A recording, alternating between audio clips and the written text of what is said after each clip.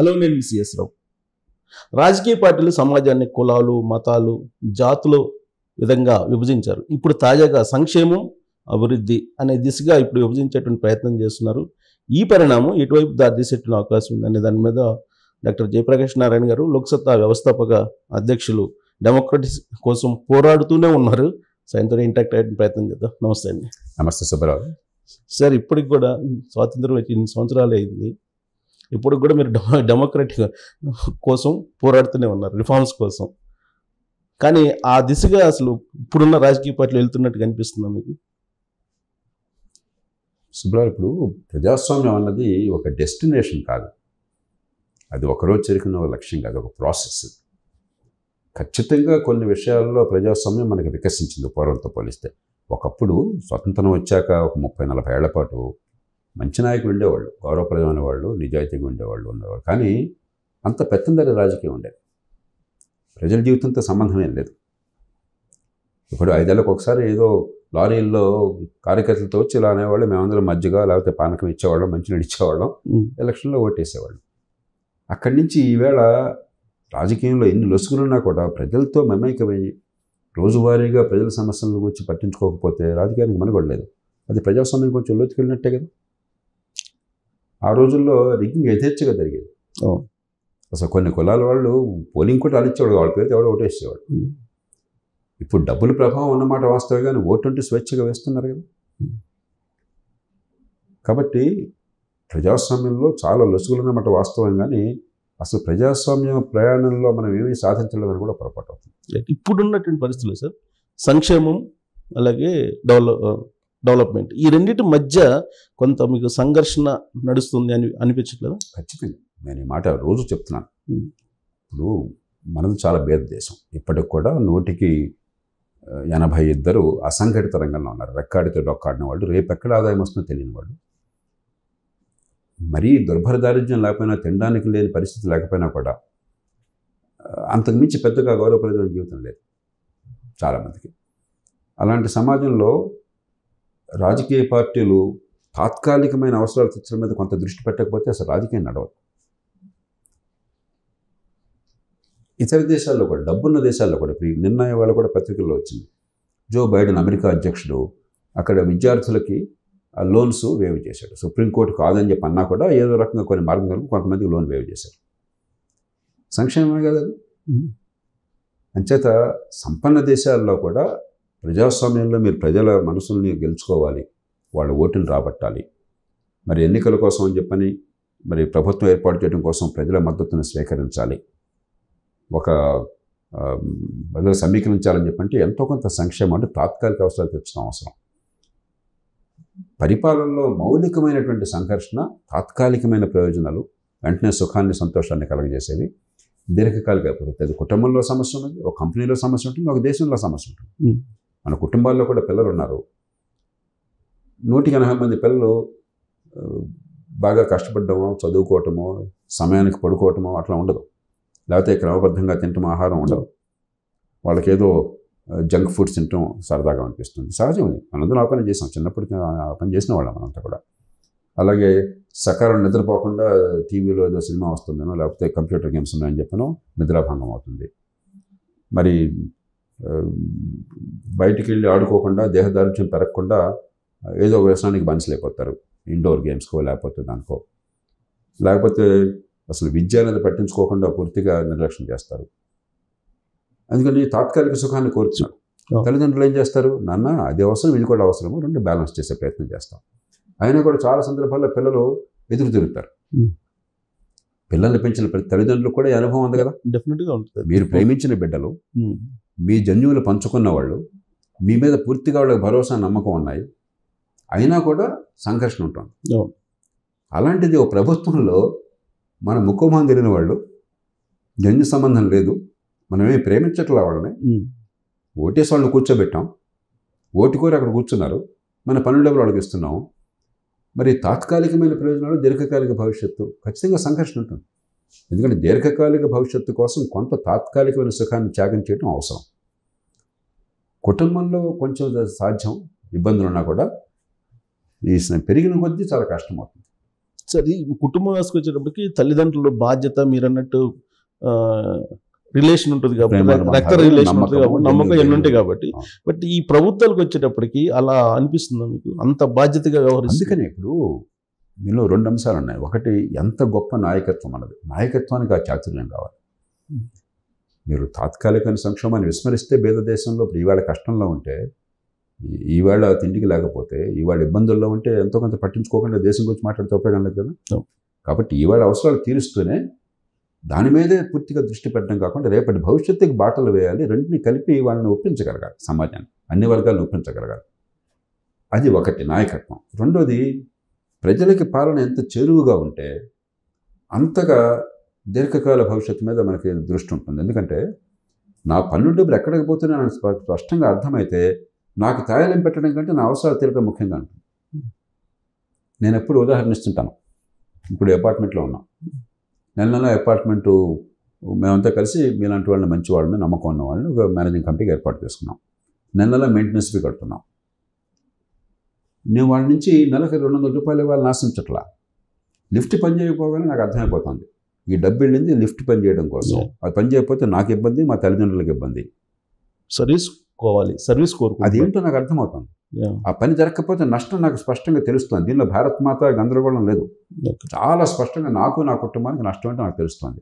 అప్పుడేమవుతుందంటే తాత్కాలికం కాకుండా ఇప్పుడు వాచ్ని వాడు లేకపోతే సరిగ్గా, పార్కింగ్ సరిగ్గా లేకపోతే, ఇంట్లోకి నీళ్లు రాకపోతే నాకు ఎంత నష్టం అవుతుందో నాకు అర్థమవుతుంది. ఇదే కేంద్రీకరించిన పాలనలో నాకు అర్థం కాని దూరంగా నిర్ణయం జరుగుతున్నప్పుడు నేను కట్టే పన్నుల డబ్బుకి నా జరిగే పనులకి మధ్య సంబంధం లేదు. నేను కొంత త్యాగం చేసినా కూడా తాత్కాలికమైన సుఖాన్ని, ఈ పని జరుగుతున్న నమ్మకం నాకు లేదు. కాబట్టి ఈ రెండు, ఒకటి నాయకత్వం, ఎంత బలమైన ఎంత చాతుర్యం ఉన్నా, విశ్వసనీయత ఉన్నా, దూరదృష్టి నాయకత్వం ఉంది, అలాంటి వాళ్ళని పెంచే ప్రయత్నం జరిగిందా లేదా. 2, అధికారం ఎంత చేరువుగా ప్రజలకు ఉండదు అర్థం కావటం కోసం, అప్పుడు ప్రజాస్వామ్యం బోధపడుతుంది. ఈ 2 చేస్తే ఖచ్చితంగా మనం చేయగలం. ఈ 2 కష్టమైతే తాత్కాలికమైన దీనికి పడిపోతారు ప్రభుత్వాలు.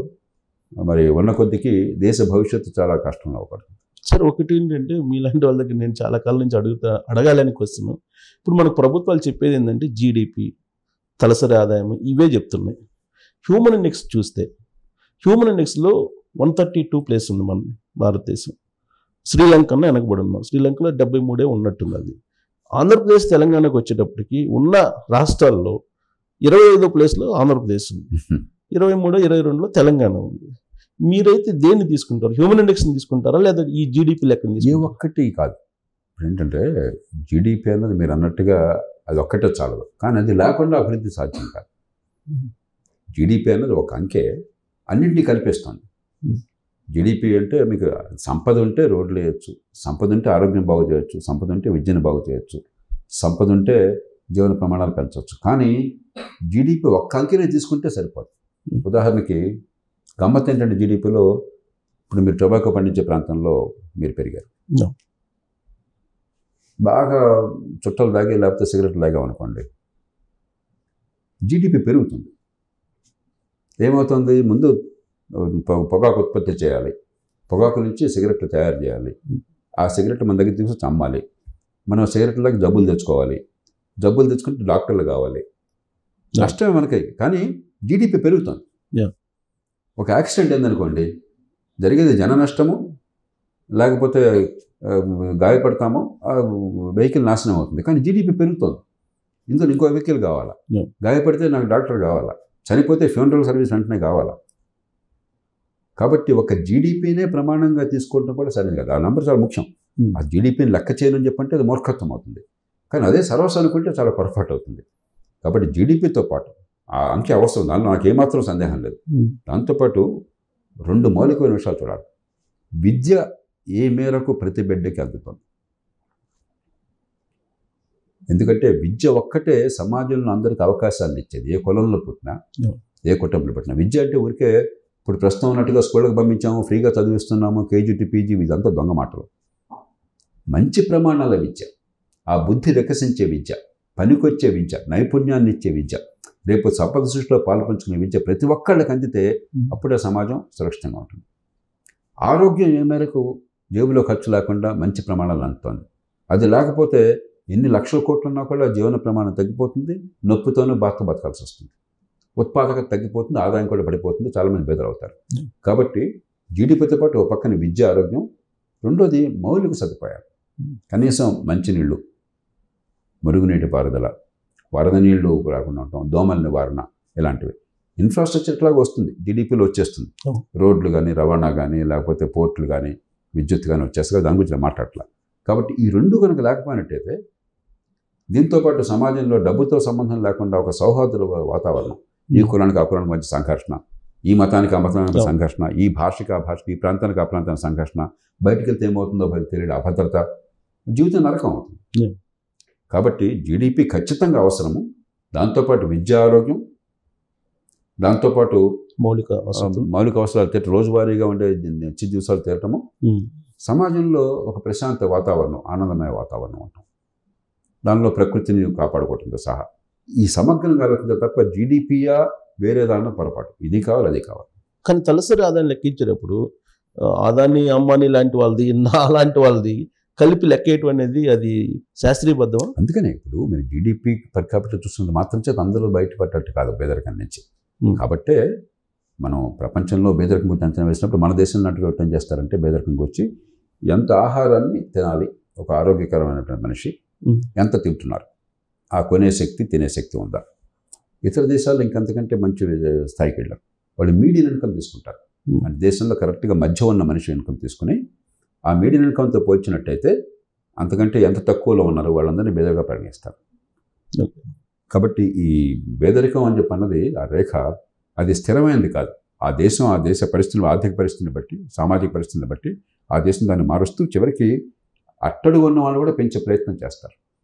మనం మార్కెట్ ఎకానమీలో, స్వేచ్ఛా వాణిజ్యంలో ఎవరు కష్టపడితే, ఎవరికి ఒక మంచి ఐడియా వస్తే, మంచి ప్రోడక్ట్ దొరికితే, మంచి మన్నికతో మంచి సరసమైన ధరకు అందించగలిగితే వాళ్ళు పెరుగుతారు. అది అనివార్యం, దాన్ని ఆపలేం. కానీ దాంతోపాటు అందరూ పెరిగే అవకాశం ఉంటే వాళ్ళు చాలా పెరుగుతారు. కానీ వీళ్ళందరూ కూడా పెరిగే అవకాశం ఉంటే అది జరిగితే అది బాగున్నట్లే. అంతేగాని అందరినీ సమానం చేయడం సాధ్యమో కాదు, అవసరం కూడా లేదు. జనరల్గా సార్ నేను చాలాసార్లు విలేజ్కి వెళ్ళినప్పుడు కూడా నాతో ఇంటరాక్ట్ అవుతుంటా, రైతులతో ఇంటరాక్ట్ అవుతుంటా, అందరితో ఇంటరాక్ట్. మన దేశంలో లేదంటే మా విలేజ్లో, మన నియర్గా ఉండేటువంటి టౌన్స్లో కానీ ట్రాక్టర్ల సంఖ్య కన్నా కూడా కార్ల సంఖ్య ఎక్కువ ఉంది. దీన్ని డెవలప్మెంట్ అందామా? అంటే ఇప్పుడు ట్రాక్టరు ప్రతి ఒక్కరికి ఒక ట్రాక్టర్ అక్కర్లా. ఒక ట్రాక్టర్కి ఎంత ప్రొడక్టివిటీ ఉంటుంది, ఎన్ని ఎకరాలకు పని చేస్తుంది. కానీ ప్రతి ఒక్కరికి కారు పరిస్థితి వచ్చేసింది ఇప్పుడు. స్కూటర్లో కారు, ఎందుకంటే ఆర్థిక వ్యవస్థ పెరగగానే మనకి అది ఒక కారు స్కూటర్లో ఉంటే చాలా అది గౌరవానికి చేసిన చెప్పిన భావం కలగగానే అన్నింటినీ మించి పబ్లిక్ ట్రాన్స్పోర్ట్, ప్రజా రవాణా మీద నమ్మకం లేకుండా ఉన్న పరిస్థితుల్లో అదే నమ్మదగిన పబ్లిక్ ట్రాన్స్పోర్ట్ ఉంది, టైమ్లీగా వస్తుంది, ఖచ్చితంగా నన్ను సురక్షితంగా చేరుస్తుంది. ఈ లింక్స్ అన్నీ ఉన్నాయి, రైలుకి, బస్సుకి, మెట్రో ఉంటే మెట్రోకి, మిగతా వాటికి ఎన్నో ఉంటాయి. అప్పుడు చాలామంది వదిలేస్తారు. ఆ నమ్మకం లేనప్పుడు మనకి ఇష్టం లేకుండా అవసరం అవుతుంది. కాబట్టి ఈ కారణాలుగా ట్రాక్టర్కి దీనికి పోలిక సరైనది కాదు. కానీ ఇతర పోలికలు ఉన్నాయి. ఉదాహరణకు మీరు చెప్పేది ఇటీవల దాకా ఈ స్వచ్ఛ భారత్ లాంటిది వచ్చేదాకా టాయిలెట్లు చాలా తక్కువ ఉండే ఈ దేశంలో. 170 మంది ఈ దేశంలో బహిరంగ మలశుద్ధికి అవసరం పడుతున్న వాళ్ళు. ఆర్థికంగా అభివృద్ధి ఎంత సాధించాం అనుకున్నా కూడా మరి మీరు అసౌకర్యానికి గురైతే, అనారోగ్యం వస్తే, అశుభ్రం ఉన్నట్టయితే అది ఏ రకమైన అభివృద్ధి? కాబట్టి ఖచ్చితంగా మన అభివృద్ధిలో ప్రభుత్వాల వైఫల్యం వల్ల కొంత సమతూకం దెబ్బతిన్నమాట వాస్తవం. సార్, కార్లకి సేమ్ రేటు డీజిల్, ట్రాక్టర్లకి సేమ్ రేటు, ఇది కరెక్టేనా? వేరు వేరు రేట్లు ఇస్తే ఏమవుతుందంటే ఆర్బిట్రాజ్ అంటాం. ఆర్బిట్రాజ్ అని చెప్పంటే ఈ పేరుతో చవకగా కొనుక్కుని దాన్ని వేరే దాన్ని డైవర్ట్ చేస్తున్నారు. ఉదాహరణ కెరోసిన్ ఉన్నది, కెరోసిన్ పేదలు వాడతారు కానీ చెప్పి మనం తక్కువ రేట్ ఏర్పాటు చేసాం. ఈ మధ్య కెరోసిన్లో రంగు మార్చి కొంచెం డిటెక్షన్ చేసేదాకా, ఆ కంటామినేషను, అడల్టరేషన్ డిటెక్ట్ చేసేదాకా డీజిల్లో కెరోసిన్ పోయడం చాలా సర్వసాధారణం ఈ దేశంలో. కొన్ని వేల కోట్ల మాఫియాలు ఉండేవి. పాపం ఒక ఆయిల్ ఇండియా కంపెనీ అధికారి, ఓ మంచి అధికారి, కొన్నేళ్ల క్రితం కేవలం కెరోసిన్ మాఫియా వాళ్ళ ఆగడాలు అడ్డుకునే ప్రయత్నం చేస్తే అతను ప్రాణం తీసి పారేశారు.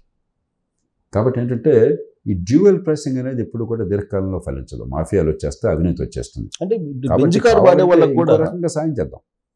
రైతుకి ఆ ట్రాక్టర్ నడిపే వాళ్ళకి ఇంకో రకంగా సాయం చేద్దాం. ఉదాహరణ ట్రాక్టర్లో ట్యాక్స్ తగ్గించవచ్చా కొన్నప్పుడే, లేకపోతే వాడకాన్ని బట్టి అదనంగా డబ్బు ఏమైనా ఏర్పాటు చేయాలి, ఇంకో చూద్దాం. కానీ డ్యూయల్ ప్రైసింగ్ లాంటి విధానాలు చూడడానికి బాగుంటాయి, కానీ వ్యవస్థలో అవినీతి పెరిగిపోతుంది, వృధా పెరిగిపోతుంది.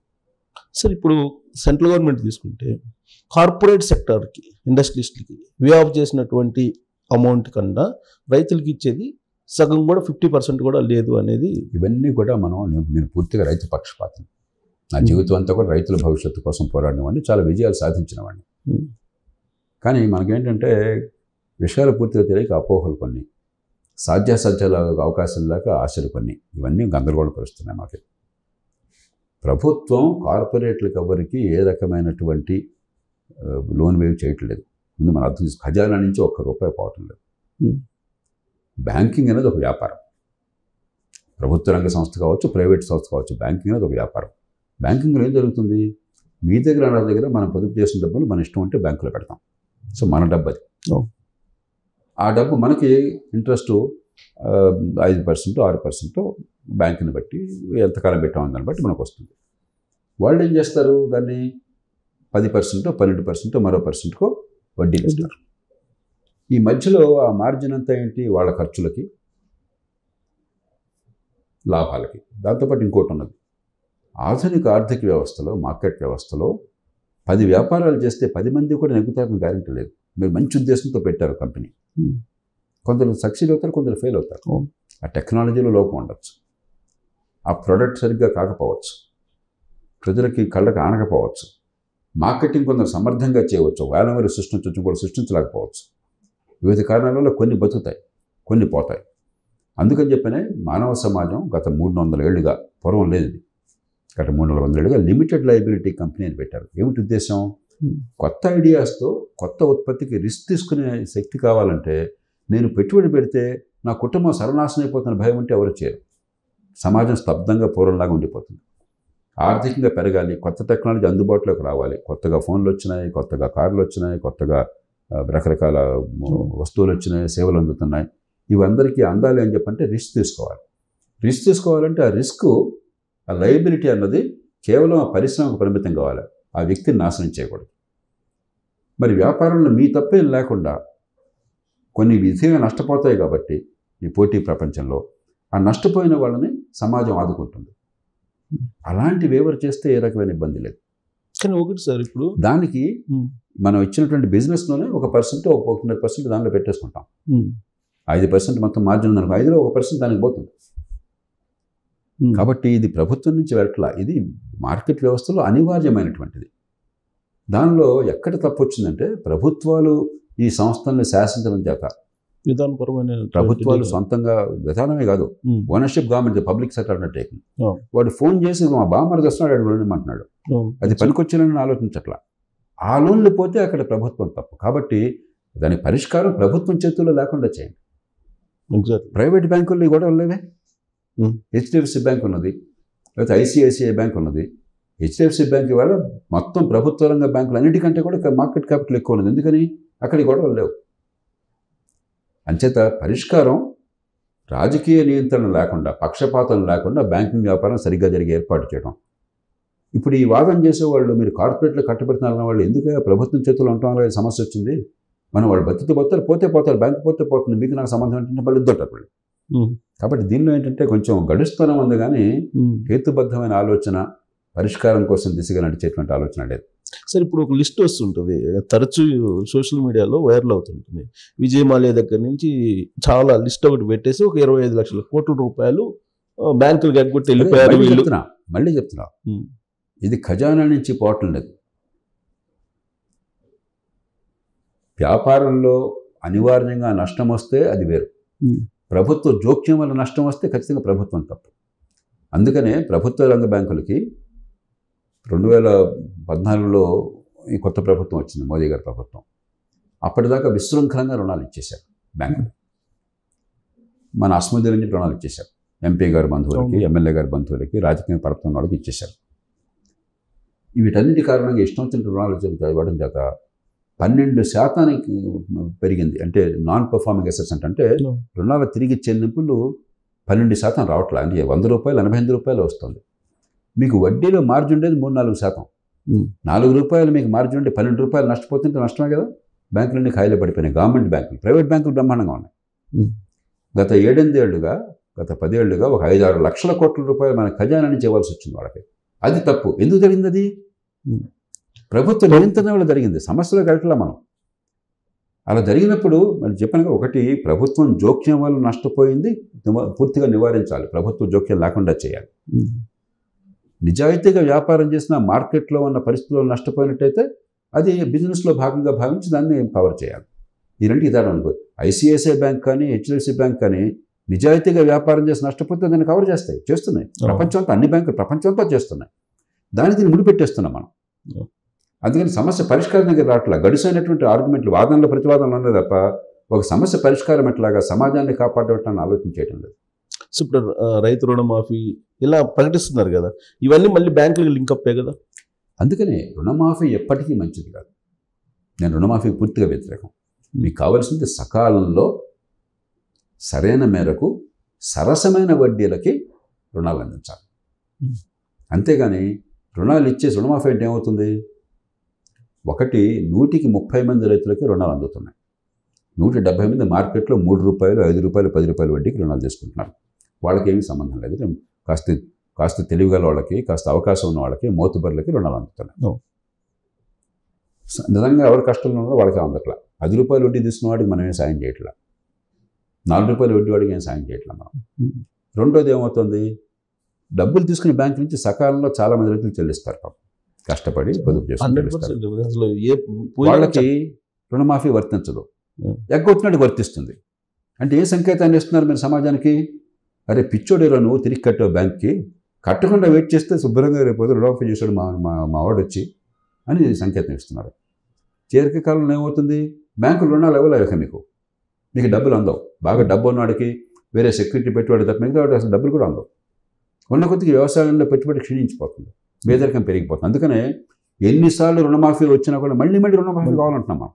అవును, ఒకళ్ళు 1 లక్ష అంటే ఇంకొకళ్ళు 2 లక్షలు. చౌదరి దేవీలాల్ మొట్టమొదటిసారి రుణమాఫీ ప్రవేశపెట్టాడు 1990లో, ఆనాడు బీపీ సింగ్ ప్రభుత్వంలో. అప్పటి నుంచి ఎన్ని రుణమాఫీలు మరి మన పరిస్థితి బాగుపడదా?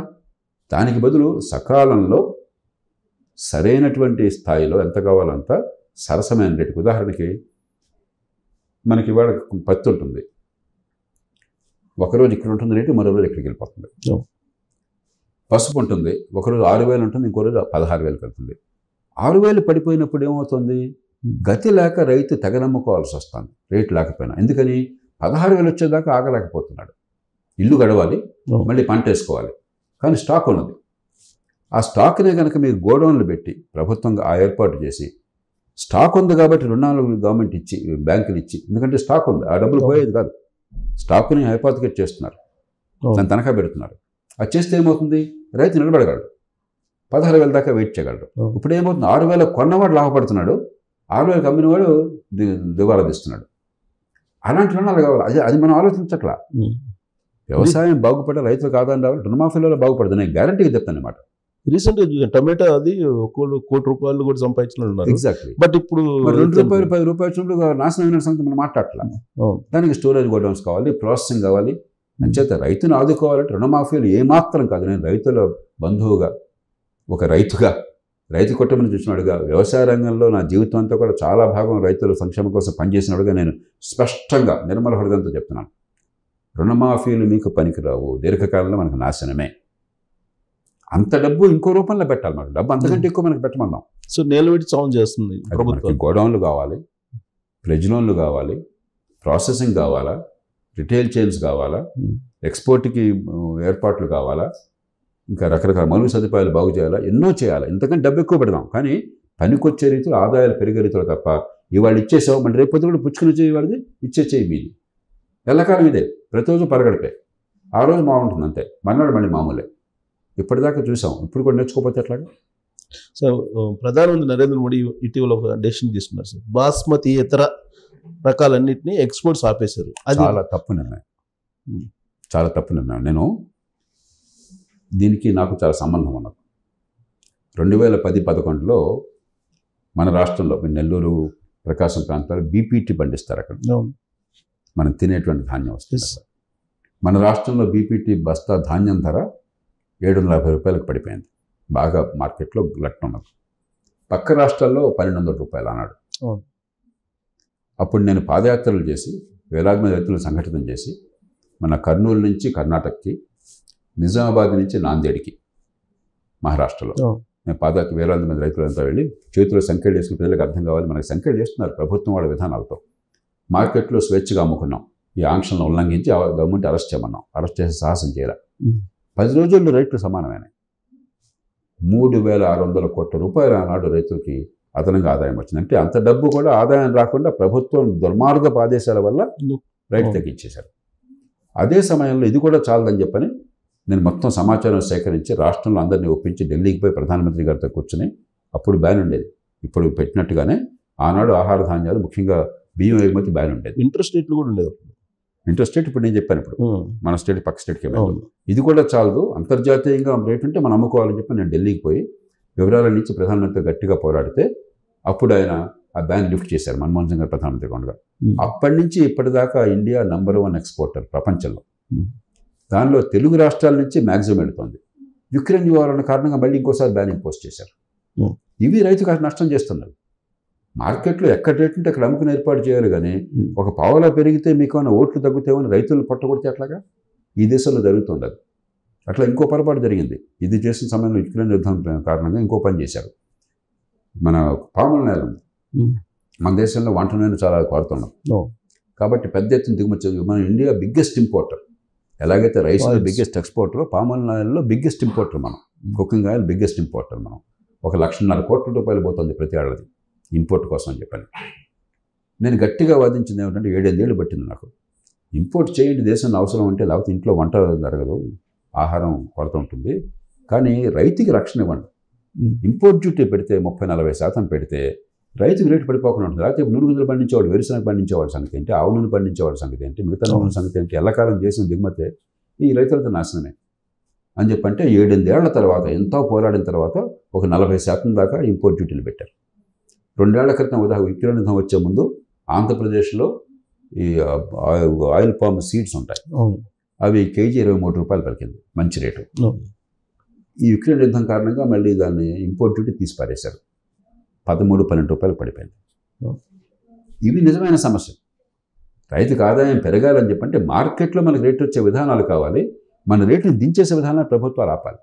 ఈ పక్కన పెట్టి నాకు ఫ్రీగా ఇవ్వండి, రుణమాఫీ చేయండి, మరొకటి చేయండి, ఇది నడిచే కాదు, ఇది ఉపయోగం లేదు. ఈరోజు బాగుంటుంది, రేపు మళ్ళీ మామూలే. సో ఇప్పుడు ఢిల్లీ సరిహద్దుల్లో వాతావరణం చూస్తారు, మనం చూస్తే కనుక ఒక యుద్ధం జరుగుతున్నట్టే కనిపిస్తుంది అక్కడ.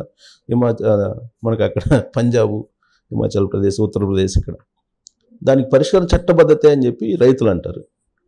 నేను దాన్ని పూర్తిగా వ్యతిరేకిస్తున్నాను.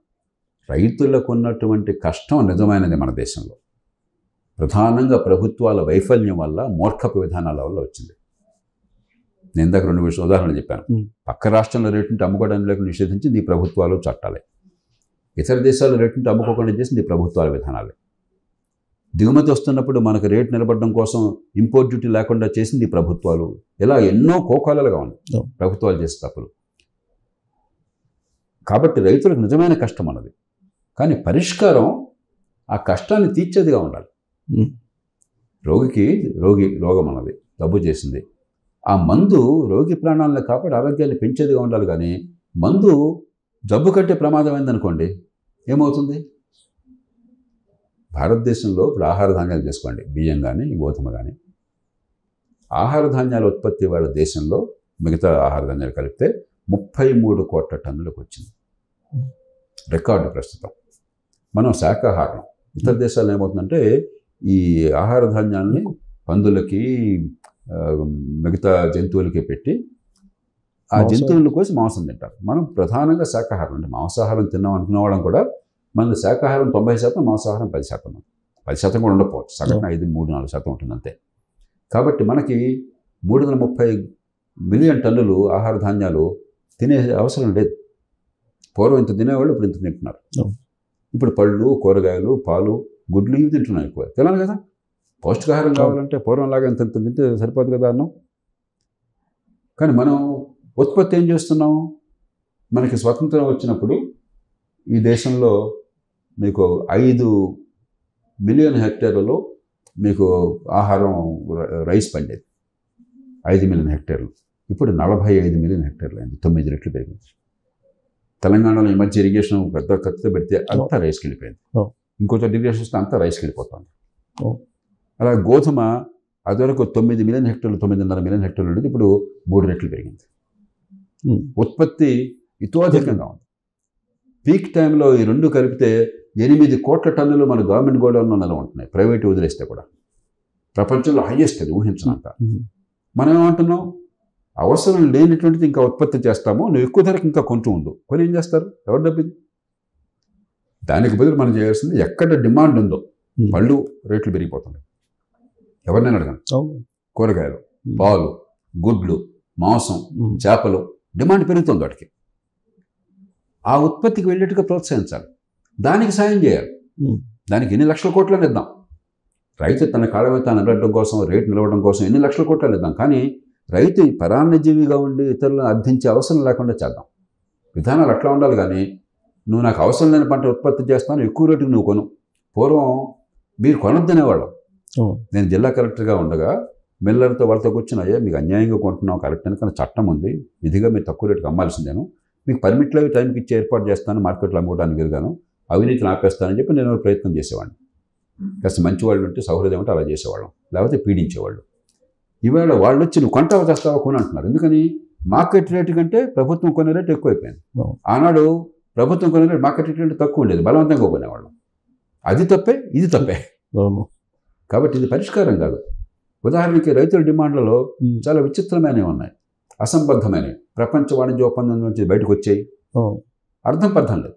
నిజానికి వ్యవసాయంలో మన ఎగుమతులు ఎక్కువ ఇప్పుడు కూడా దిగుమతుల కంటే. మనం కొంచెం సరిగ్గా చేసుకుంటే ప్రపంచంలో 9వ వంతు వ్యవసాయ భూమి భారతదేశంలో ఉంది.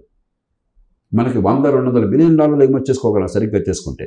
ఎగుమతులు పెంచుకుని ప్రపంచ మార్కెట్ డబ్బులు ఎలా సంపాదించాలి కాకుండా, మాకు ప్రపంచానికి సంబంధం లేదు, మేమంతా ఇక్కడే ఉత్పత్తి చేసి ఇక్కడ మునిగిపోతాం, లేకపోతే ఫ్రీ ట్రేడ్ అగ్రిమెంట్ నుంచి బయటకు వచ్చాయి. చాలా అసంబద్ధమైనవి ఇవన్నీ కూడా. మరి నిజంగా రైతులకు అవసరమైన, ఇందాక నేను చెప్పాను, ఆయిల్ పామ్ మీద ఎందుకు పెట్టలేదు మీరు డ్యూటీ, పెట్టండి అయినా మాట లేదు, ఒక మాట లేదు. లేకపోతే రైస్ ఎక్స్పోర్ట్ ఎందుకు బ్యాన్ చేశారు, నాకు మాట లేదు. ఎందుకని? ఇది కేవలం ఈ దేశంలో ఒక ప్రాంతంలో స్థానిక ప్రత్యేక పరిస్థితులలో వచ్చినటువంటి రైతుల ఉద్యమం తప్ప ఈ దేశ రైతుల ఉద్యమం కాదు. దేశంలో వ్యవసాయాన్ని అర్థం చేసుకుని వచ్చింది కాదు. సమస్యలు ఉన్నా కూడా పరిష్కారం సరైనది కాదు. కానీ సమస్య ఉంది, నిజమైన సమస్య వ్యవసాయ రంగానికి ఉంది. చిత్తశుద్ధితో దీర్ఘకాలంగా రాజకీయ వ్యవస్థ అంతా పునుకుని రైతు జీవితాన్ని బాగు చేయాలి. 180-90 మంది రైతులు ఛాన్స్ వస్తే వ్యవసాయం వదిలి వెళ్ళిపోవాలనుకుంటున్నారు. రైతు బిడ్డలు ఎవరు అక్కడికి అట్లా. కాబట్టి వాళ్ళకి వ్యవసాయేతర రంగాల్లో ఉపాధి కోసం ఏర్పాట్లు కావాలి, చిన్న పట్టణాల అభివృద్ధి కావాలి, నైపుణ్యాన్ని పెంచాలి, పారిశ్రామికతను పెంచాలి, ఉపాధి రావాలి. ఇలా సమగ్ర వ్యూహం కావాలి. కానీ ఏదో వేడికి లేచిందో పరుగు అని చెప్పని నేను ఉత్పత్తి చేస్తాను, అవసరం లేకపోయినా నువ్వు కొని ఎట్లా కొట్టాలంటే గవర్నమెంట్ దగ్గర డబ్బులు లేవు. ఆ డబ్బంతా కొద్దిగా ఉన్న డబ్బంతా వృధా చేస్తే ఇంక దేశం సర్వనాశనం అయిపోతుంది. సార్, అమర్త్య సేన్ లాంటి ఆర్థికవేత్తలు వ్యవసాయ రంగాన్ని నిర్లక్ష్యం చేసినందువల్లనే ఇవాళ భారతదేశంలో మీకు డాలరు రూపాయికి వ్యత్యాసం చాలా భారీగా పెరిగిపోవడం కారణం అనేది ఒక వాదన ఉంది సార్. వ్యవసాయ రంగం నిర్లక్ష్యం చేయడం వల్ల అన్నది కరెక్ట్ కాదు. కానీ ఖచ్చితంగా వ్యవసాయ రంగంలో తప్పులు జరగదు. ఈ రెండుకి తేడా. డాలర్ అంత తేలిగ్గా వ్యవసాయ రంగం బాగు చేస్తే బాగుపడేది కాదు. ఎందుకంటే వ్యవసాయ రంగం పాత్ర మొత్తం జాతీయ ఆదాయంలో 15% ఉంది. అమెరికా, యూరోప్ లాంటి దేశాలు 2-3% ఉంటాయి ఇప్పుడు యాజ్ ఆఫ్ నౌ. కానీ మన స్వతంత్రం వచ్చిన కొత్తల్లో డాలర్ రూపాయి ఈక్వల్గా ఉండేది, కానీ ఇవాళ పడిపోవడానికి కారణం వ్యవసాయ నిర్లక్ష్యం. మనం కొంచెం ఆర్థిక శాస్త్రం గురించి అవగాహన కావాలి. ఒక వస్తువు కానీ కరెన్సీ కానీ డిమాండ్ ఎంత ఉంది, సప్లై ఎంత ఉంది, దాన్ని బట్టి ధర ఉంటుంది. టొమాటో మార్కెట్లోకి ఒక 10 టన్నులు ఎక్కువ వచ్చేస్తే రేటు పడిపోతుంది, 10 టన్నులు తక్కువ వచ్చేస్తే రేటు పెరిగిపోతుంది. డాలర్ కూడా అంతే. డాలర్కి డిమాండ్ ఎక్కువ ఉంది, సప్లై తక్కువ ఉన్నది. మనకి సప్లై ఎట్లా వస్తుంది? మన డాలర్ ప్రింట్ చేసుకునే దేశం కాదు కదా, డాలర్ అమెరికా ప్రింట్ చేస్తుంది, మనం కాదు కదా. డిమాండ్ ఎందుకు ఉంది? దిగుమతులు కావాలి. అది లేకపోతే దేశంలో పరిస్థితి నడవదు. సప్లై ఎందుకు తక్కువ ఉంది? ఎగుమతులు చేయలేకపోతున్నాం. కాబట్టి మీకు దిగుమతుల అవసరం ఎక్కువ ఉండి ఎగుమతులు శక్తి తక్కువ ఉంటే డాలర్ విలువ పెరుగుతుంది. పెంచకపోతే మనం నష్టపోతాం. డాలర్ విలువ పెరిగి రూపాయలు కనుక పెరిగితే, రూపాయల సంఖ్య పెరిగితే, రూపాయల విలువ తగ్గితే మన వస్తువు ఇతర దేశాల్లో చౌక అవుతుంది. అలాగే మనం కొనే వస్తువు ఇతర దేశాల్లో ప్రీమియం అవుతుంది. ప్రీమియం అయితే తక్కువ కొంటాం, చౌకైతే ఎక్కువ అమ్ముకుంటాం. ఆ రకంగా వస్తుంది. కానీ దీనికి ఏదో ఆటోమేటిక్గా ఏదో మాయాజాలం లేదు, మ్యాజిక్ ఏం లేదు. నరేంద్ర మోడీ గారు ప్రచారం చేస్తే డాలర్ వాల్యూని ప్రధానంగా ఫోకస్ చేసి ప్రచారం చేశారు. నాకు మరి అది మన్మోహన్ సింగ్ ఉన్నప్పుడు అప్పుడు ఆల్మోస్ట్ 64K వెళ్ళిపోయింది. నేను 54 తీసుకొస్తాను చెప్తారు. దాని బట్టి మనం సీరియస్ తీసుకోవడం. మనం చూడాల్సింది ఏంటంటే స్థూలంగా దేశ ఆర్థిక పరిస్థితి ఎట్లా ఉంది, ఉత్పత్తి పెరుగుతుందా, ఉత్పాదకత పెరుగుతుందా, మౌలిక సదుపాయాలు భయంకరంగా ఉన్నాయి ఇప్పటికి కూడా దేశంలో. గతంలో మరీ చండాలంగా ఉన్నాయి. ప్రపంచంలో 50 పెద్ద దేశాలు మీరు తీసుకున్నట్టయితే ఆర్థిక వ్యవస్థ రీత్యా ఏ ప్రమాణాన్ని తీసుకున్నా కూడా రోడ్ల పొడుగు కావచ్చు, రైళ్ళ పొడుగు కావచ్చు, జనాభాని బట్టి పర్ క్యాపిటల్ పాపులేషన్ పని చెప్పని, లేకపోతే తలసరి విద్యుత్ వినియోగం కావచ్చు, జీవన ప్రమాణం కావచ్చు, లేకపోతే మెటర్నల్ మోర్టాలిటీ బాలింత తల్లులు చనిపోవడం కావచ్చు, పిల్లలు చనిపోవడం కావచ్చు, లేకపోతే ఎన్నేళ్ళు స్కూల్లో ఉన్నారని కావచ్చు, విద్యా ప్రమాణాలు కావచ్చు, ఏ రంగం తీసుకున్నా కూడా మనం అట్టడుగు 5 దేశాల్లో ఉన్నాం. మన సరస్సు ఉన్నది పాకిస్తాన్, బంగ్లాదేశ్, నైజీరియా. 5వ దేశం మారుతూ ఉంటుంది. దాని నుంచి ఖచ్చితంగా గత 20-30 ఏళ్ళుగా, ముఖ్యంగా గత 10 ఏళ్ళుగా కొంత మెరుగుదల కోసం ప్రయత్నం జరిగింది. జాతీయ రహదారులు కానీ, మౌలిక సదుపాయాలు కానీ, మిగతావని కొంత. కానీ మనం ఇంకా చాలా దూరం ప్రయాణం చేయాల్సి ఉంది. ఇంకా చాలా రంగాల్లో, విద్య, ఆరోగ్యం లాంటి రంగాల్లో ఇంకా పెద్దగా అభివృద్ధి సాధించాలి. కాబట్టి మనం చూడాల్సింది స్థూలంగా దేశ అభివృద్ధి కోసం ఏర్పాట్లు జరుగుతున్నాయా లేదా అని పని. మిగతా ఎలక్షన్లో హైపర్బోల్ 2050 నాటికి సార్ మనం వరల్డ్ నెంబర్ 1 ఆర్థిక శక్తి ఎదుగుతాం అనేది ఒకటి చెప్తున్నారు. ఎట్ ద సేమ్ టైం ఇప్పుడు ప్రతిపక్షాలు కానీ లేదంటే వచ్చే న్యూస్ ఏంటంటే స్వాతంత్రం వచ్చిన తర్వాత నుంచి 2014 దాకా చేసిన అప్పులకి 2014 నుంచి ఇప్పటి వరకు చేసిన అప్పులకి ఇంకా డబుల్ ఎక్కువైనాయి ఈ స్పాన్ ఆఫ్ తక్కువ టైంలో. ఇది కూడా మనకి లోతైన అవగాహన లేకుండా చేసే మాట్లాడే మాటలు. మొట్టమొదటి గుర్తించాల్సింది అప్పు లేకుండా ఒక పేద కుటుంబం కానీ పేద దేశం కానీ ఎదగలేదు. యథాస్థితి కొనసాగించాలంటే ఉన్న డబ్బు ఖర్చు పెట్టుకుంటాం, దాంతో కొమ్మనగా ఉంటాం. కానీ పెరగాలి అంటే పెట్టుబడులు కావాలి. ఇల్లు కట్టాలి, పెట్టుబడి కావాలి. రోడ్లు వేయాలి, పెట్టుబడులు కావాలి. విద్యుత్తు పెంచాలి, పెట్టుబడులు కావాలి. పేద దేశం అంటే డబ్బులు లేవనే అర్థం. పేదరికం అంటే ఏంటి? డబ్బులు లేవని కదా. కాబట్టి అప్పు అనివార్యం. అప్పుల సమస్య కాదు. రైట్ వేలో 2 రకాలుగా ఉపయోగించాలి. ఒకటి మీరు చెప్పినట్టుగా ఎందుకు ఉపయోగించారు. అప్పు చేసి పప్పు కొడి తింటే చాలా ప్రమాదం. నేను వాళ్ళు తినేసి వాళ్ళు ఖర్చు పెట్టేసి పిల్లల మీద అప్పుల భారం పెడితే పిల్లలు నాశనం అవుతారు. అప్పులతో ఆస్తిని పెంచితే, ఆదాయాన్ని పెంచితే పిల్లలకి అది భారం కాదు, ఆర్థిక వ్యవస్థ పెరుగుతుంది. పిల్లల ఆదాయం ఇవాళ 10,000 రూపాయలు అంటే రేపు 50,000 రూపాయలు మనిషి అవుతాడు. రెండోది అప్పుల భారం మన స్తోమత తగ్గట్టుగా ఉండాలి. ఉదాహరణకి జాతీయ ఆదాయంలో అప్పుల శాతం ఎంత ఉన్నది. జాతీయ ఆదాయం పెరుగుతున్నప్పుడు సహజంగా అప్పులు చేసే శక్తి కూడా పెరుగుతుంది. కాబట్టి నిన్న 1,00,000 ఉంది, వాళ్ళ 1,50,000 అయిపోయింది, ఎలా పెరిగిపోయిందంటే కాదు, ఆర్థిక పరిస్థితి ఎలా ఉందో చూడాలి నిన్నటితో పోలిస్తే ఇవాళ. అంచేత ఊరికే ఏంటంటే ప్రతి వాళ్ళు కూడా రాజకీయంలో కానీ మీకు వాదనలో కానీ నాకు కన్వీనియంట్గా ఉన్న అంశాలు తీసుకుంటున్నప్పుడు సమగ్రంగా మనం చెప్పాం.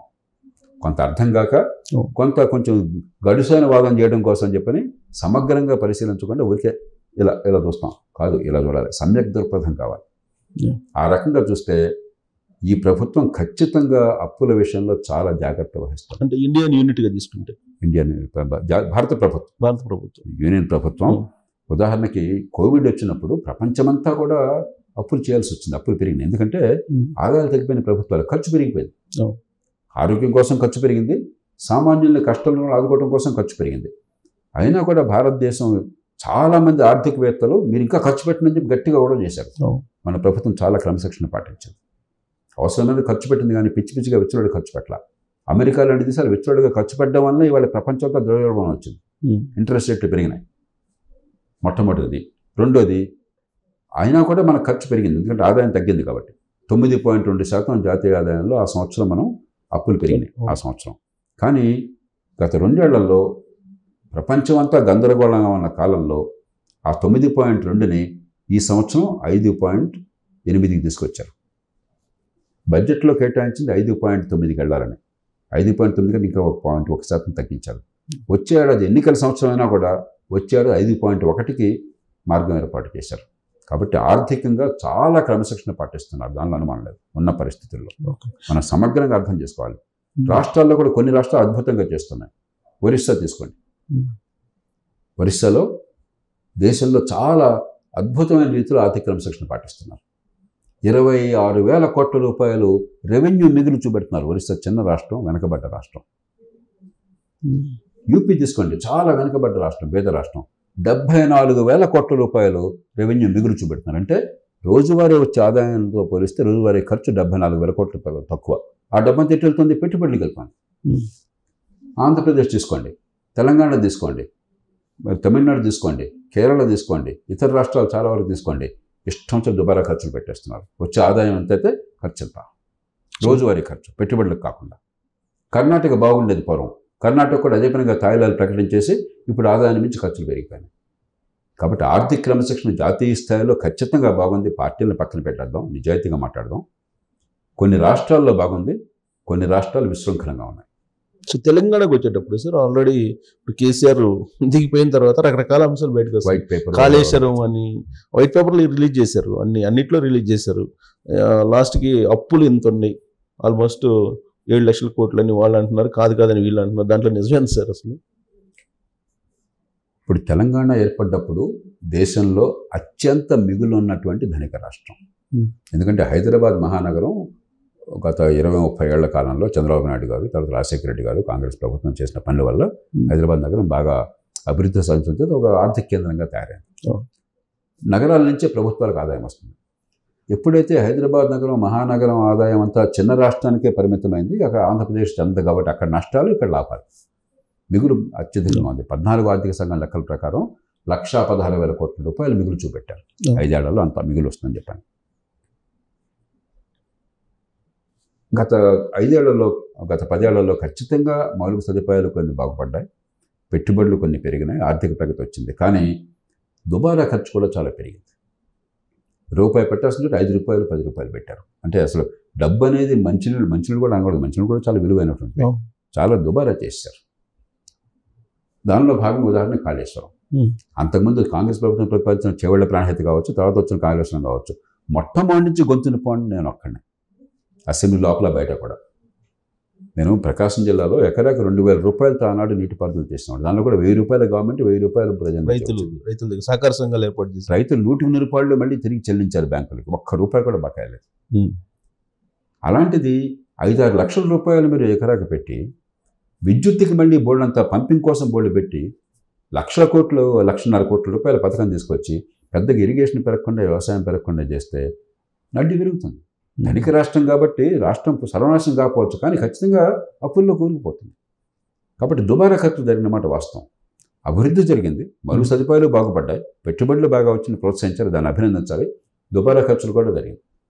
కాబట్టి దాని చేత ఏమందంటే ఈ రాష్ట్రం ఉండవలసినంత బాగా ఆర్థికంగా లేదు, అయినా కూడా తట్టుకుంటుంది, కొంచెం జాగ్రత్తగా ఉంటాయి. అంటే హైదరాబాద్ ఉంది కాబట్టి తట్టుకునే అవకాశం. ఇప్పుడు కాంగ్రెస్ ప్రభుత్వం ఏం చేసింది? ఈ పరిస్థితి ఇట్లా ఉందని ఇప్పుడు చెప్తున్నారు. అవును, ఇలా ఉందని నిన్న కూడా తెలుసుకో మీకు, నాకు తెలిసే మీకు ఎందుకు తెలియలేదు? మరి ఎందుకు 1,20,000 కోట్ల రూపాయల ప్రతిపాదనలు కొత్తగా తీసుకొచ్చారు మీరు? ఎన్నికల్లో గెలిపిస్తే చాలని చెప్పని 6 గ్యారెంటీలు, ఏడాదికి 1,20,000 కోట్ల అదనపు ఖర్చును ప్రతిపాదించారు. అంటే ఏంటంటే ఎన్నికల్లో నేను గెలిస్తే రాష్ట్రం సర్వనాశనమైనా పర్వాలేదు, రేపొద్దున సాధ్యమైన సాధ్యాలు తర్వాత చూస్తున్నాం. ఎవడైనా డబ్బు ఇస్తాడంటే ఎనుగులు కట్టేయమంటే ఉన్నాం. చాలా ఆర్థిక క్రమశిక్షణ లేకుండా ఉంటుంది. కాబట్టి ఇప్పుడు ఒకరినొకరు తిట్టుకోవటం మానేసి జరిగిందో జరిగిపోయింది. ఇప్పుడు ఏం చేయాలో ఆలోచించాలి. సరిగ్గా ప్రయత్నం చేస్తే ఎప్పటికైనా కొంచెం క్రమశిక్షణ పాటిస్తే, గతం నుంచి పాఠాలు నేర్చుకుంటే తెలంగాణకు మంచి భవిష్యత్తు ఉంటుంది. ఎందుకంటే హైదరాబాద్ నగరం అన్నది ఆర్థికంగా ఎదిగే అవకాశం అన్నది, ప్రజల్లో చైతన్యం అన్నది. కానీ మనం పిచ్చిగా వ్యవహరిస్తే, మీ రాజకీయ ప్రయోజనాల కోసం రాష్ట్ర భవిష్యత్తును బలిపెట్టినట్టయితే ఉన్న కొద్దికి రాష్ట్రం క్షీణించిపోతుంది. రీసెంట్గా తీసుకున్న కొన్ని డెసిషన్స్ ఏంటంటే సార్, ఫార్మా ఇండస్ట్రీస్ని కొంచెం డీసెంట్రలైజ్ చేయాలనేది ఒకటి, తర్వాత హైదరాబాద్ చుట్టుపక్కల కొన్ని టౌన్షిప్స్ ఏదో ఏర్పాటు చేయాలనేది కొన్ని డెసిషన్స్, మెట్రో, ఇలాంటివన్నీ కొన్ని డెసిషన్స్ తీసుకున్నారు. అవి కరెక్ట్ మార్గంలో వెళ్తున్నట్ట? డిసిప్లిన్ ప్రధాన చెప్పాను. మొత్తం మీద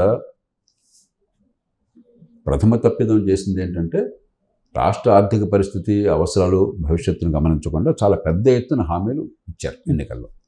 1,20,000 కోట్లు అన్ని హామీలు కలిపినట్టయితే ఏడాదికి, అది తప్పు. కానీ అధికారంలోకి వచ్చాక ముఖ్యమంత్రి రేవంత్ రెడ్డి గారు కానీ, ప్రభుత్వం కానీ కాస్త బాధ్యతాయుతంగా ప్రవర్తించే ప్రయత్నం చేస్తున్నారు. ఏంటంటే తొందరపాటు లేకుండా కొంత సంకేతాన్ని ఇచ్చే ప్రయత్నం చేస్తున్నారు. పెట్టుబడులు ఆపము, మిమ్మల్ని ప్రోత్సహిస్తాము, ఆంధ్రప్రదేశ్లో ఏమైంది, పెట్టుబడి వస్తే వాడు పాపం చేసినట్టుగా చూస్తున్నారు వాళ్ళు, అవన్నీ పారిపోతున్నారు వాళ్ళు. ఇక్కడ అలా కాకుండా పెట్టుబడులు మేము ప్రోత్సహిస్తాము, అలాగే మౌలిక సదుపాయాలకు వీళ్ళ మేరకు మేము వినియోగిస్తాం, కొంచెం ఒక ఆర్థికంగా మంచి విధానాలను కొనసాగిస్తామన్న సంకేతాన్ని ఇస్తున్నారు, అది మంచిది. కానీ సమస్య ఏంటంటే ఎప్పుడైతే పెద్ద పెద్ద హామీలు ఇచ్చారో, అసాధ్యమైన హామీలు, డబ్బులు లేని హామీలు, అప్పులు చేసినా కూడా చేరిన హామీలు, రాజకీయంగాను ఆర్థికంగా సంకటం అనివార్యం. ఎందుకంటే అవి హామీలు అమలు చేయకపోతే ప్రతిపక్షాల వాళ్ళు తిడతారు, ఆల్రెడీ స్టార్ట్ అయ్యారు. అమలు చేస్తే రాష్ట్రానికి అప్పులు కూడా పుట్టే పరిస్థితి ఉండదు. కాబట్టి తప్పదు, మనం గతంలో కొన్ని తప్పులు చేస్తే దానికి పర్యవసానం ఉంటుంది, చూద్దాం ఏం జరుగుతుంది చెప్పినది. అందుకని నేను చెప్పేది ఎన్నికలు అయిపోయినాయి, ఇప్పుడు సాధ్యాసాధ్యాల పరిస్థితి చేతనైంది చేయండి, మిగతా పక్కన పెట్టండి, ప్రజలు నిజాయితీగా చెప్పండి, రాష్ట్ర భవిష్యత్తుని కాపాడండి, అది మంచి పద్ధతి. అది మీరు నేను అంటాం, రాజకీయ ప్రత్యర్థులు అట్లా అంటారు కదా, మీరు నన్ను ఓడించారు, ఇవన్నీ చెప్పారు, చేయకపోతే నువ్వు తప్పదు. మరి ప్రజాస్వామ్యంలో ఇవన్నీ అనివార్యము, కాబట్టి చూద్దాం. రెండోది ఏంటంటే ప్రభుత్వం డబ్బు ఖర్చు లేకుండా పరిస్థితులు బాగు చేసే అవకాశాలు చాలా ఉన్నాయి. విద్య ఉన్నది, పెద్దగా ఖర్చు అదనంగా లేకుండా విద్యా ప్రమాణాలు బ్రహ్మాండంగా పెంచవచ్చు. విద్యా ప్రమాణాలు పరమ నాసిగా ఉన్నాయి, పరమ దారుణంగా ఉన్నాయి. రాత్రి 9:30కి నిద్రపోయేవయ్యా, పొద్దున్న 5:30కి లేచావు, ఎన్ని గంటలు పడుకున్నావు అంటే 18 ఏళ్ల వయసులో 100కి 60-70 మంది చెప్పలేకపోతున్నారు ఈ చిన్న పని. ఎందుకు పనికొస్తారు మార్కెట్లో? ఇంకా ఎలాంటి ఉపాధికి పనికొస్తారు? ఏ ఉత్పత్తి చేయగలుగుతారు? కాదా, పిల్లలు తప్పు కాదు, చండాలపు విద్యను ఇస్తున్నాం మనం, విద్య పేరుతో డబ్బులు ఖర్చు అవుతున్నాయి మళ్ళీ. కాబట్టి విద్య కొద్దిగా బుద్ధి ఉపయోగిస్తే పైసా అదనపు ఖర్చు లేకుండా బ్రహ్మాండంగా విద్యా ప్రమాణాలు పెంచవచ్చు, దాంతో నైపుణ్యం వస్తుంది, ఉపాధి కల్పన జరుగుతుంది, ఆర్థికంగా పెరుగుతాం. అలాగే ఆరోగ్యం కొద్దిపాటి ఖర్చు ఆరోగ్యాన్ని బ్రహ్మాండంగా బాగు చేయవచ్చు. అలాగే చట్టబద్ధ పాలన కావచ్చు, మిగతా కావచ్చు, డబ్బు ఖర్చు లేకుండా చాలా మంచి చేసే అవకాశాలు ఉన్నాయి, దాని మీద దృష్టి పెట్టాలి. సో ఇక రిపేర్ చేయలేనటువంటి రాష్ట్రం ఆంధ్రప్రదేశ్ అనేది ఎక్కువ మంది అంటూ ఉంటారు. ఆంధ్రప్రదేశ్ నిరాశావాదాన్ని ప్రోత్సహించడం, ఆంధ్రప్రదేశ్ ఖచ్చితంగా సంకటంలో ఉన్నమాట వాస్తవం. ఒక పక్కన రాష్ట్ర విభజన వల్ల ఆర్థిక వనరులు నష్టపోవడం, మరి నాన్న తంటాలు పడేదో కొంత ప్రయత్నం చేస్తుంటే జరుగుతున్న మంచి మొత్తాన్ని కూడా ఆపేయటం, ఒక తుగ్గలకు లాంటి పాలన రావటం, పెట్టుబడిని ప్రోత్సహించకుండా ఉండటం, మౌలిక సదుపాయాల మీద దృష్టి పెట్టకుండా పూర్తిగా సంక్షేమం మీదే దృష్టి పెట్టడం, ఇవన్నీ కూడా రాష్ట్రంలో చాలా నష్టానికి దారితీసినమాట వాస్తవం. అదివరకు రాజశేఖర రెడ్డి గారు ఏం చేశారు, ఆయన చంద్రబాబు నాయుడు గారు చేసినవన్నీ కూడా ఆయన ఓన్ చేసుకుని మరింత సమర్థంగా చేసి నేను బాగా చేశానని చెప్పుకున్నాడు. అక్కడి నుంచి వెళ్ళారు. అదే సమయంలో సంక్షేమాన్ని చేసుకున్నారు, రెంటిని సమతూకాన్ని పాటించారు. ఇక్కడ తెలంగాణలో కేసీఆర్ ప్రభుత్వం వచ్చిన తర్వాత మళ్ళీ గతంలో చేసిన పనులన్నీ కూడా ఓన్ చేసుకుని మరింత హైదరాబాద్లో కానీ చుట్టుపక్కల కానీ మరింత మౌలిక సదుపాయాలు బాగు చేసి పెట్టుబడులు పెంచి మేము ఇంకా బాగా చేసామని సగర్వంగా చెప్పుకోగలిగారు. అది విజ్ఞుల పాలన. అలా కాకుండా మీరేం చేసినా నేను సమాధి చేస్తాను, దాన్ని మార్చేస్తాను అంటే తుగ్లక్ పాలన. అలాగే పెట్టుబడులు వస్తే వాళ్ళని చావగొడతాను, వాళ్ళని ఏడిపిస్తాను, పాపం చేసినట్టుగా వాళ్ళని భావించేట్టు చేస్తాను, పారిపోయేట్టు చేస్తాను, ఇది ముందు చూపున్న పాలన కాదు. కాబట్టి ఖచ్చితంగా నష్టపోయినమాట వాస్తవమే, కానీ ఏది కూడా ఇక నాశనం అయిపోయింది బాగుపడిందనేది నేను ఒప్పుకోను. పంథా మార్చుకుంటే తెలుగు ప్రజల్లో, ఆంధ్రప్రదేశ్ ప్రజల్లో బోడంత వివేకం ఉన్నది, పెరగాలన్న తపన ఉంది. ఆ తల్లిదండ్రులు మా పిల్లలు బాగుపడాలని కోరుకుంటున్నారు. ప్రతి కుటుంబం కూడా నా కుటుంబం ఉన్నతి కావాలని కోరుకుంటోంది. అక్కడ తెలివితేటలు ఉన్నాయి, చదువు ఉంది, చదువు ప్రమాణాలు బాగోపోయినా కూడా ఎంతో కొంత చదువుకోవాలని తహతహ ఉంది, ఎంటర్ప్రెన్యూరియల్ జీల్ ఉన్నది. కాబట్టి దానికి ఇప్పుడైనా పొరపాట్లు సవరించినట్టయితే కొంచెం నష్టపోతాం, జరిగిందా నష్టం జరుగుతుంది, కానీ దాని నుంచి బయటపడగలం. ఆ ధైర్యంతో ముందుకు వెళ్ళాలి, కానీ నాశనం అయిపోయిందంటే ఇంక గొడవ ఎందుకు? ఆధునిక యుగంలో ఏ పరిస్థితులైనా కూడా ఇప్పటికైనా మనసు పెడితే, ఇప్పటికైనా ప్రజలంతా కలిసి వస్తే, ఎప్పటికైనా కులాలు వర్గాలు పక్కన పెట్టి రాష్ట్ర భవిష్యత్తు, మన యువత భవిష్యత్తు, మన రైతుల భవిష్యత్తు ఆలోచిస్తే ఖచ్చితంగా మంచి చాలా చేయొచ్చు. సో ఒక అంశాన్ని ఇంకొక అంశం ఓవర్లాప్ చేస్తుంటుంది. మేధో సంపత్తి బాగా ఉన్నటువంటి మాట వాస్తవమే ఆంధ్రప్రదేశ్లో, కానీ ఆ మేధో సంపత్తిని కులము, ప్రాంతము ఇది ఓవర్లాప్ చేస్తున్నట్టు అనిపిస్తుందా మీకు ఏపీలో? ఖచ్చితంగా. ఒకప్పుడు నేను పెరిగినాడు, నేను మీ అందరికంటే ఒక 20 ఏళ్ళతో పెద్దవాడు మేము వయసులో. నేను పెరిగిన కాలంలో కులాలు అప్పుడే ఉన్నాయి, ఇప్పుడు కులాలు కొత్తగా వచ్చినాయి కాదు. కానీ ఆనాడు ఒక జాతీయ పోరాటము, ఒక జాతీయ భావము, ఆనాటి నాయకత్వంలో ఉన్నటువంటి ఒక ముందు చూపు, హేతుబద్ధమైన ఆలోచన వల్ల కులాల ప్రస్తావన తేవడం కానీ, కులాల కారణంగా సమాజం చర్చ కానీ చాలా నీచంగా భావించేవారు.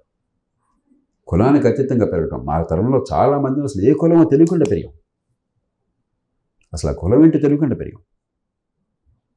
అలాంటిది ఈవేళ మరింత ముందుకెళ్లాల్సింది పోయి ప్రతి చోట కులం, వర్గం, పార్టీ, వీటిని ఒక భయంకరమైన సమస్యలుగా తయారు చేసి ప్రజల బుర్రల్లో పూర్తిగా ప్రవేశింపజేసి ఆలోచన చంపేశారు. నేను తెలుగు ప్రజల్ని మళ్ళీ మళ్ళీ కోరుతున్నా, ఒక్కరోజు కులం పోతుందని నేను అంటాను. కాలక్రమేణా యువత వాళ్ళ కాళ్ళ మీద వాళ్ళు నిలబడి జీవిత భాగస్వామిని కులం ప్రాతిపదికన కాకుండా తమ ఆనందం ప్రాతిపదికన, తన భవిష్యత్తులో ఆనందం ప్రాతిపదికన ఎంచుకోవడం మొదలెడితే క్రమక్రమంగా 2-3 తరాల్లో కులం ప్రభావం పోతుంది. కానీ ఈవేళ మీరు ఒక్కటే ఆలోచించండి, కులం పేరుతో వీళ్ళంతా కూడా మిమ్మల్ని నిత్యంలాగా వాడి మెట్లెక్కి మీ నెత్తినెక్కి తొక్కుతున్నారు తప్ప మీ కులాలకు నిజంగా మంచి జరిగిందా? ఫలానా కులం నా పార్టీ అనుకుంటున్నారు మీరు. టీడీపీ అంటే కమ్మ వాళ్ళ పార్టీ అని మీరంతా అనుకుంటున్నారు. వైకాపా అంటే రెడ్ల పార్టీ అని మీరంతా అనుకుంటున్నారు. జనసేన అంటే ఆ కాపుల పార్టీ మీరంతా అనుకుంటున్నారు. గుండె మీద చేసి చెప్పండి, మీ నిజంగా మీ కులాల్లో మీరు నమ్మినటువంటి పార్టీ కులం పేరుతో వచ్చిన పార్టీ వల్ల మీ అందరి జీవితాలు బాగుపడుతున్నాయా? మీరు సమితులు అవుతున్నారు వాళ్ళని పెంచడం కోసం, తెలియనటువంటి ఉద్రేకలను పడిపోయి. రెండోది, మీకు పిల్లల చదువు కావాలని చెప్పంటే మీరు మొట్టమొదటి ఆలోచించి బాగా చదువు చెప్పే పంతులు గారు కావాలా, లేకపోతే నా కులం కాదని పొట్టకొస్తే అష్టకులం కావాలా? మీరు ఆలోచించుకోండి. మనకి అనారోగ్యం వస్తే కుటుంబంలో ఎవరికైనా ఆపరేషన్ కావాలంటే ఆపరేషన్ చేసి ప్రాణాలు కాపాడే వైద్యుడు కావాలా, నీ కులం వాడు కాబట్టి కత్తి పెడితే ప్రాణం తీసేవాడు కావాలా? మీకు ఏది ముఖ్యం ఆలోచన? కులాన్ని మించి మీ కుటుంబం అవసరం, మీ ఆర్థిక భవిష్యత్తు అవసరం. కులం ఒకసారి పోతుందని అంటలా, కానీ కులాన్ని పెద్దదిగా చేసి మీ కుటుంబాన్ని మిమ్మల్ని నాశనం చేసుకోబోకండి. మీకు లాభం ఏంటో ఆలోచించుకోండి. ఇంగిత జ్ఞానంతో కూడిన స్వార్థం కావాలి. అది ఉన్నట్టయితే క్రమక్రమంగా మారుతుంది. నాకు ఆ విశ్వాసం ఉంది. ప్రజల్లో ఈ మూర్ఖత్వాన్ని ఈ పార్టీలు కొంతమేరకు పత్రికలు ప్రవేశపెట్టినా కూడా దాని నుంచి ప్రజలు బయటపడతారన్న నమ్మకం నాకు చాలా ఉంది. సార్, మీకైతే పాజిటివ్ దృక్పథంలో ఆలోచిస్తున్నారు సార్. మేము రెగ్యులర్గా, నేను 26 సంవత్సరాల నుంచి జర్నలిజంలో ఉన్నా, అక్కడ నాటినటువంటి కుల భావం ఆ విషయం లాగా పాయిజన్ లాగా ఎక్కిచ్చారు. దాంట్లో నుంచి భావోద్వేగాలు కనిపిస్తున్నాయి. కాదంటే సుబ్రావు గారు, అంటే ఇప్పుడు 2 మార్గాలు. ఒకటి ఎంత నాశనం అయిపోయింది, సన్యాసం తీసుకోవటం, లేకపోతే ఆత్మహత్య చేసుకోవటం, లేకపోతే ఏ పరిస్థితుల్లో ఉన్నా కూడా దీని నుంచి బయటపడగలన్న ఆత్మవిశ్వాసంతో ఉన్న అవకాశాలు ఉపయోగించుకోవటం. ఒకప్పుడు ఏమీ అవకాశాలు లేని ప్రపంచంలో ఇవాళ ఎన్ని అవకాశాలు ఉన్నాయి. ఒకప్పుడు టెలిఫోన్ చేసుకోవాలంటే మా చిన్నప్పుడు మా ఊరు మొత్తంలో ఒక టెలిఫోన్ ఉండేది. అది కోఆపరేటివ్ రైస్ మిల్ ఒకటి పెట్టారు. మా ఊరి సర్పంచ్ గారు పెద్ద మనుషులు అంతా దాని మీద ఉన్నారు. అక్కడ ఒక ఫోన్ ఉండేది, దూరం నుంచి చూసేవాడు. ఇవాళ ఫోన్ లేని వాళ్ళు ఏ గ్రామంలో ఎవరు ఉన్నారా? ఇవాళ అందరికీ ఆల్మోస్ట్ మార్కెట్ అమ్ముకోవాలంటే, మీరు చేసిన ఉత్పత్తి అమ్ముకోవాలంటే అసలు మార్కెట్ ఏ రేటో మీకు తెలిసేది కాదు. ఆ ఊళ్ళో ఉన్న షావుకారు ఏ రేటు చెప్తే ఆ రేటు కమ్మాలి. ఇవాళ ప్రపంచం అంతా ఎక్కడుందో మీరు టక్కన తెలుసుకోగలుగుతున్నారు కదా. వర్షం ఎప్పుడు వస్తుంది కూడా. కాబట్టి మీకు సమస్య ఉన్నట్టుగా అవకాశాలు కూడా పెరిగింది, టెక్నాలజీ పెరిగింది. పూర్వం అసలు ఈ గంట సేపు మనకు రికార్డింగ్ జరుగుతుంటే 10 సార్లు కరెంట్ పోయి ఉండేది. ఇవాళ కరెంట్ పోతే ఆశ్చర్యంగా చూస్తున్నాం. కాబట్టి మనం బాధలు చూస్తున్నాం, బాధలు లేవని నేను అంటలా, చాలా తప్పు. అవకాశాలను కూడా చూడండి. మనిషి మేధస్సు ఎప్పుడు కూడా అవకాశాలను ఉపయోగించుకొని బాధల నుంచి బయటపడాలి. కానీ బాధలను చూసి మునిగిపోయి కన్నీళ్లు కార్చి అవకాశాలను ఎదుర్కోవడం అనేది విజ్ఞాన లక్షణం కాదు. ఏ స్థాయికి వెళ్ళిపోయిందంటే సార్, అది మీరు చెప్తున్నారు, విఘ్నతగా ఆలోచించండి, భావోద్వేగాలకు గురి కావద్దని మీరు చెప్తున్నారు. దానికి కూడా కులాన్ని ఆపాదించేటువంటి పరిస్థితికి వచ్చింది అని అంటే అది మనం 100కి 100 మందిని మనసుల్ని మార్చలేం. మీలో విశ్వసనీయత ఉంటే, మీలో చిత్తశుద్ధి ఉంటే, మీలో సమాజానికి మంచి చేసినటువంటి ధైర్యం ఉంటే, ప్రజలకు మీ మీద ఆ నమ్మకం ఉంటే 100కి 70-80 మంది ఖచ్చితంగా మంచి మాటకి, మంచి ఆలోచనకి, వాళ్ళ పనికొచ్చేదైనప్పుడు దానికి ఆ మార్గాన్ని పెడతారు. 5-10 మంది మూర్ఖులు అయి ఉండి వాళ్ళ వేళతో వాళ్ళ కళ్ళు పొడుచుకున్న వాళ్ళు ఉంటే అనుభవం నుంచి నేర్చుకుని తర్వాత బయటపడతారు. కాబట్టి మనం పాపులారిటీ కాంటెస్ట్లో లేము మనం. ఇది మన సమాజం. ఈ సమాజం నుంచి మనం పుట్టాం. ఈ సమాజం మనకు బోల్డ్ అన్న అవకాశాలు ఇచ్చింది. ఒక సామాన్యంలో ఉన్న వాళ్ళని ఇంత పెంచింది. ఒక మంచి సమాజం చూడాలని కలగంటున్నాం మనం. మరి దానికి అనుగుణంగా హేతుబద్ధంగా ఆలోచిస్తున్నాం. దీనిలో కులం అక్కర్లేదు, మతం అక్కర్లేదు, ప్రాంతం అక్కర్లేదు. చెప్పేది వాస్తవమా కాదా, చెప్పేది హేతుబద్ధమా, తార్కికంగా ఉందా, మన అనుభవం ఇది బాగుందని చెప్తుందా కాదా, ఇది కనుక సరిగ్గా ఉంటే ఖచ్చితంగా సమాజం కదులుతుంది. కొంచెం ఆలస్యమైనా కూడా మంచి జరుగుతుంది. భౌగోళికంగా ఆంధ్రప్రదేశ్ గురించి మీకు బాగా తెలుసు. అక్కడ ప్రాంతీయవాదం అనేది పెంచి పోషిస్తున్నట్టు కనిపిస్తుంది. సో అది కూడా ప్రభావం చూపిస్తుంది రాబోయే రోజుల్లో. అందుకని ఇప్పుడు అసమానతలు ప్రాంతీయంగా అనివార్యంగా ఉంటాయి. ఉత్తరప్రదేశ్ చూడండి, గతంలో ఏమనుకునే వాళ్ళం, అయ్యా 26 కోట్ల జనాభా, అత్యంత దుర్భరమైన దారిద్ర్యము, విపరీతమైన అవినీతి, గోండా రాజ్యము, కులతత్వం, ఇక ఆ రాష్ట్రం బాగుపడదు అనుకున్నాం. ఒక్క మనిషి ఏ పార్టీ ఎలాంటి వాడు పక్కన పెట్టండి. ఒక్క మనిషి ఈవేళ ఒక 5-6 ఏళ్ల కాలంలో ఉత్తరప్రదేశ్కి ఒక అద్భుతమైన మార్గాన్ని చూపెట్టగలుగుతున్నాడు. ఇవాళ ఎక్కడ చూసి ఉత్తరప్రదేశ్లో ఇన్ఫ్రాస్ట్రక్చర్ ఎలా పెరుగుతుంది, పెట్టుబడి ఎట్లా వస్తున్నాయి. ఇందాక చెప్పాను 74,000 కోట్ల రూపాయలు మిగులున్నది రెవెన్యూలో. దేశంలో మిగతా అన్ని రాష్ట్రాలు కలిపితే కూడా రెవెన్యూ మిగులు అంత లేదు. రెవెన్యూ లోటు కూడా చూస్తే అంత లోటే ఉంది. ఒక నిరుపేద రాష్ట్రం, వెనకబడ్డ రాష్ట్రం అన్ని రకాలుగా. అట్లాగే ఒరిస్సా ఎవరు అభివృద్ధి చెందిన రాష్ట్రంగా అనుకోలే. గతంలో చాలా వెనుకబడ్డ రాష్ట్రంలో భావించేవాళ్ళు. 26,000 కోట్ల రూపాయల మిగులు.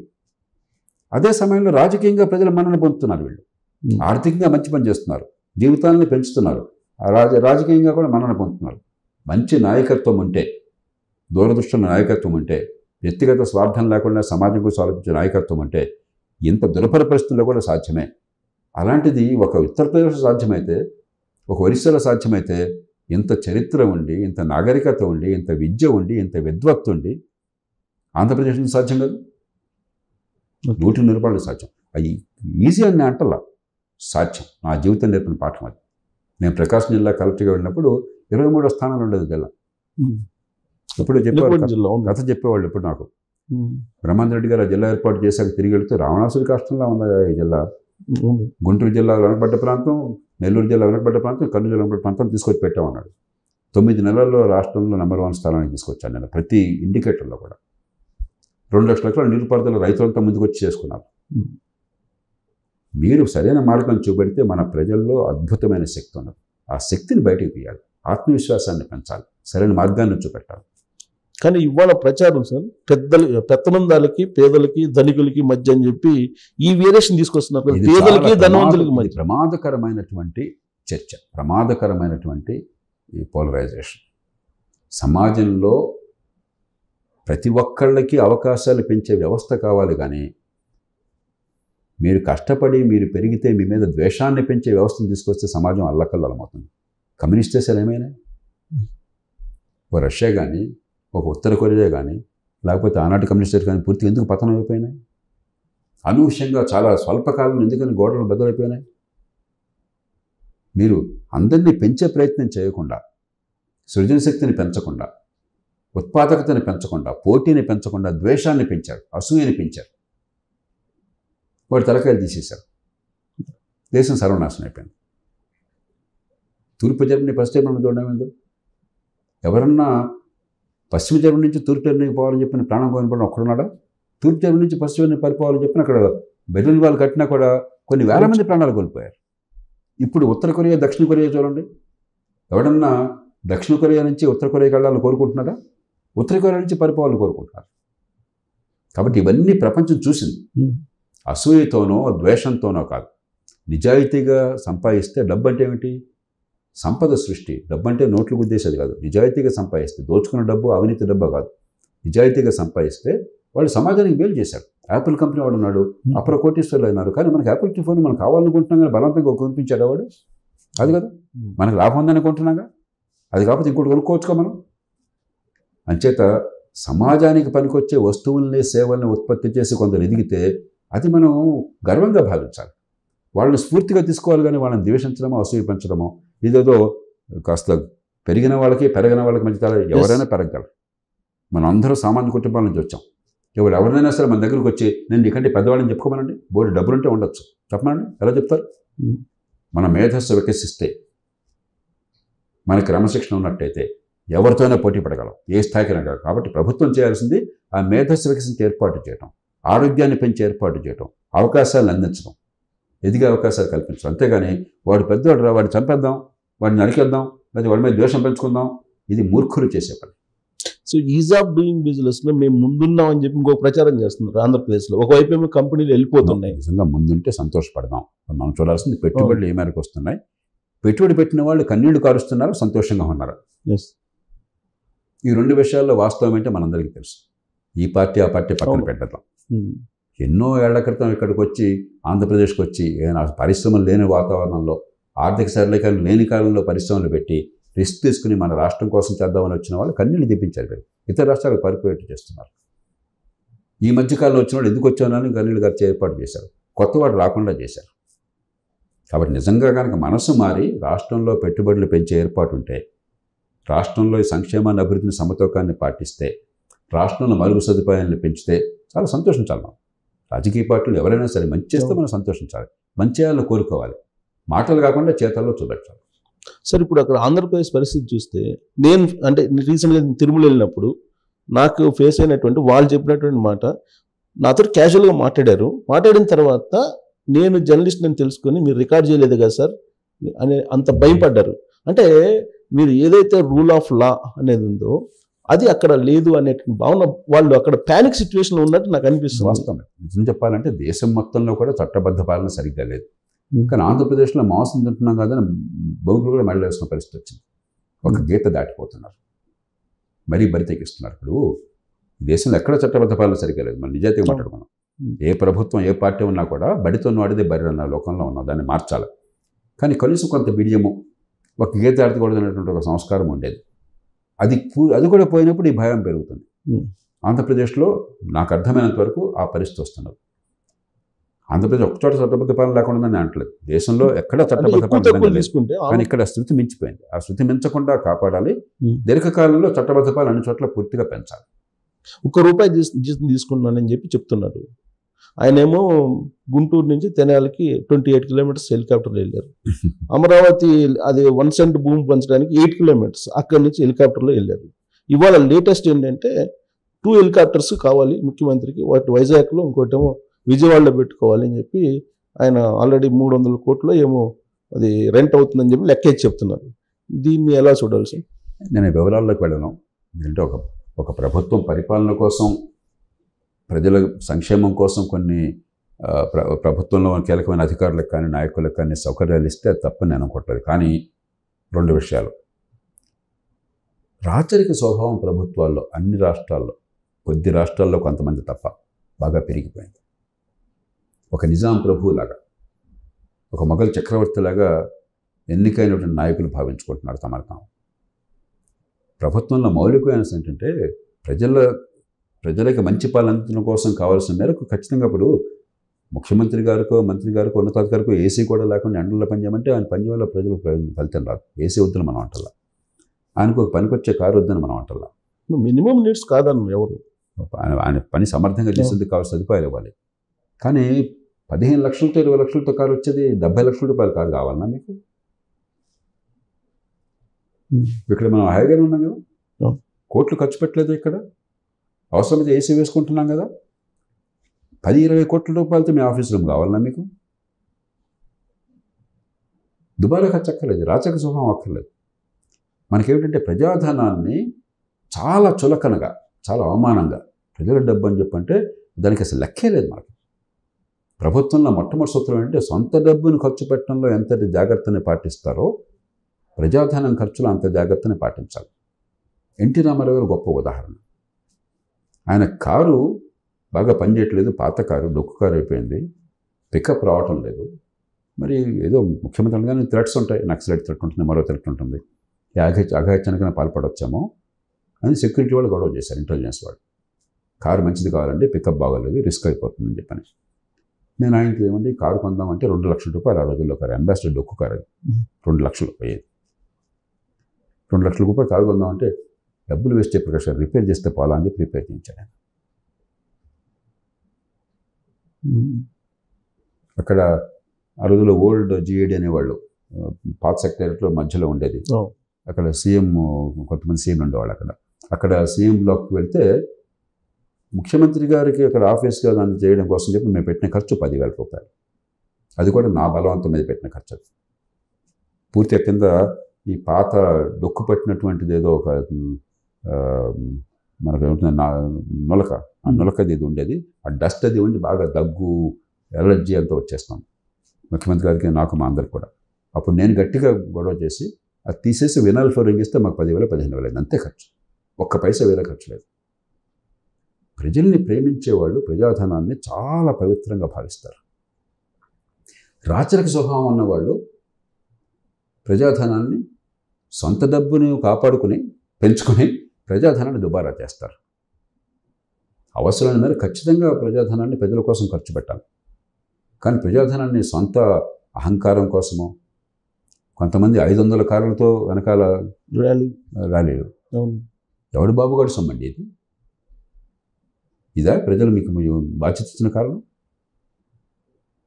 కాబట్టి ఇది ఒక రాష్ట్రంలో కాదు, ఎక్కడున్నా సరే ప్రజలు నిరసించాలి. ఇది మన డబ్బు, కష్టించి పని చేసేవాళ్ళు, చెమటోడ్చి కష్టపడేవాళ్ళు, రెక్కాడితే కానీ డొక్కాడిన వాళ్ళు పన్నులు కడితే ఆ పన్నులతో మిమ్మల్ని పోషిస్తున్నారు. వాళ్ళు ఇచ్చిన ఓటుతో మీరు అక్కడ కూర్చున్నారు. ఒంటి దగ్గర పెట్టుకున్న అధికారులు కానీ ఎన్నికైన వాళ్ళు కానీ ప్రవర్తించడం అవసరం. జగన్మోహన్ రెడ్డి సీఎం కాగానే చేసిన పని ప్రజావేదిక కూల్చేయటం. ఆ తర్వాత లేటెస్ట్ 3 రాజధానులు అని చెప్పి వైజాగ్లో 450 కోట్లు పెట్టి సుమారుగా అక్కడ రిషికొండలో ఒక క్యాంప్ ఆఫీస్ కట్టడం. ఇవన్నీ ఎలా తీసుకోవాలి? పరిపాలనలో భాగంగా తీసుకోవాలా? వ్యక్తుల్లోకి నేను ఇప్పుడు ఈ విషయాలన్నీ మీకు తెలుసు, ప్రజలకు తెలుసు. నేను ఈ వ్యక్తుల వివాదాలకు వెళ్ళదలుచుకోలేదు. కానీ ఖచ్చితంగా పరిపాలన గాడి తప్పింది, సంక్షేమ అభివృద్ధి సమతూకం దెబ్బతిన్నది, చట్టబద్ధ పాలన మరింత క్షీణించింది. ఇది రాష్ట్ర భవిష్యత్తుకి, సమాజ భవిష్యత్తుకి మంచిది కాదు. పంథా మార్చుకోవటం చాలా అవసరం. ఒకటి సార్, నేనిచ్చా 250 సార్లు నేను బటన్ నొక్కా, నేనిచ్చా, నా డబ్బులు ఇచ్చా అన్నట్టుగా అది ప్రచారం బలంగా చెప్తున్నారు ప్రజలు. కాదు, చాలా రాష్ట్రాల్లో ఈ దేశంలో ఇదంతా నేనేదో చేస్తున్నాను మరి రాత్రి స్వభావం. ఒక చక్రవర్తి మనకేదో దానం ఇచ్చినట్టుగా మనం ఆయనకు భృత్యులుగా ఆయన ఊడిగం చేయాలన్న భావాన్ని బాగా పెంచి పోషిస్తున్నారు.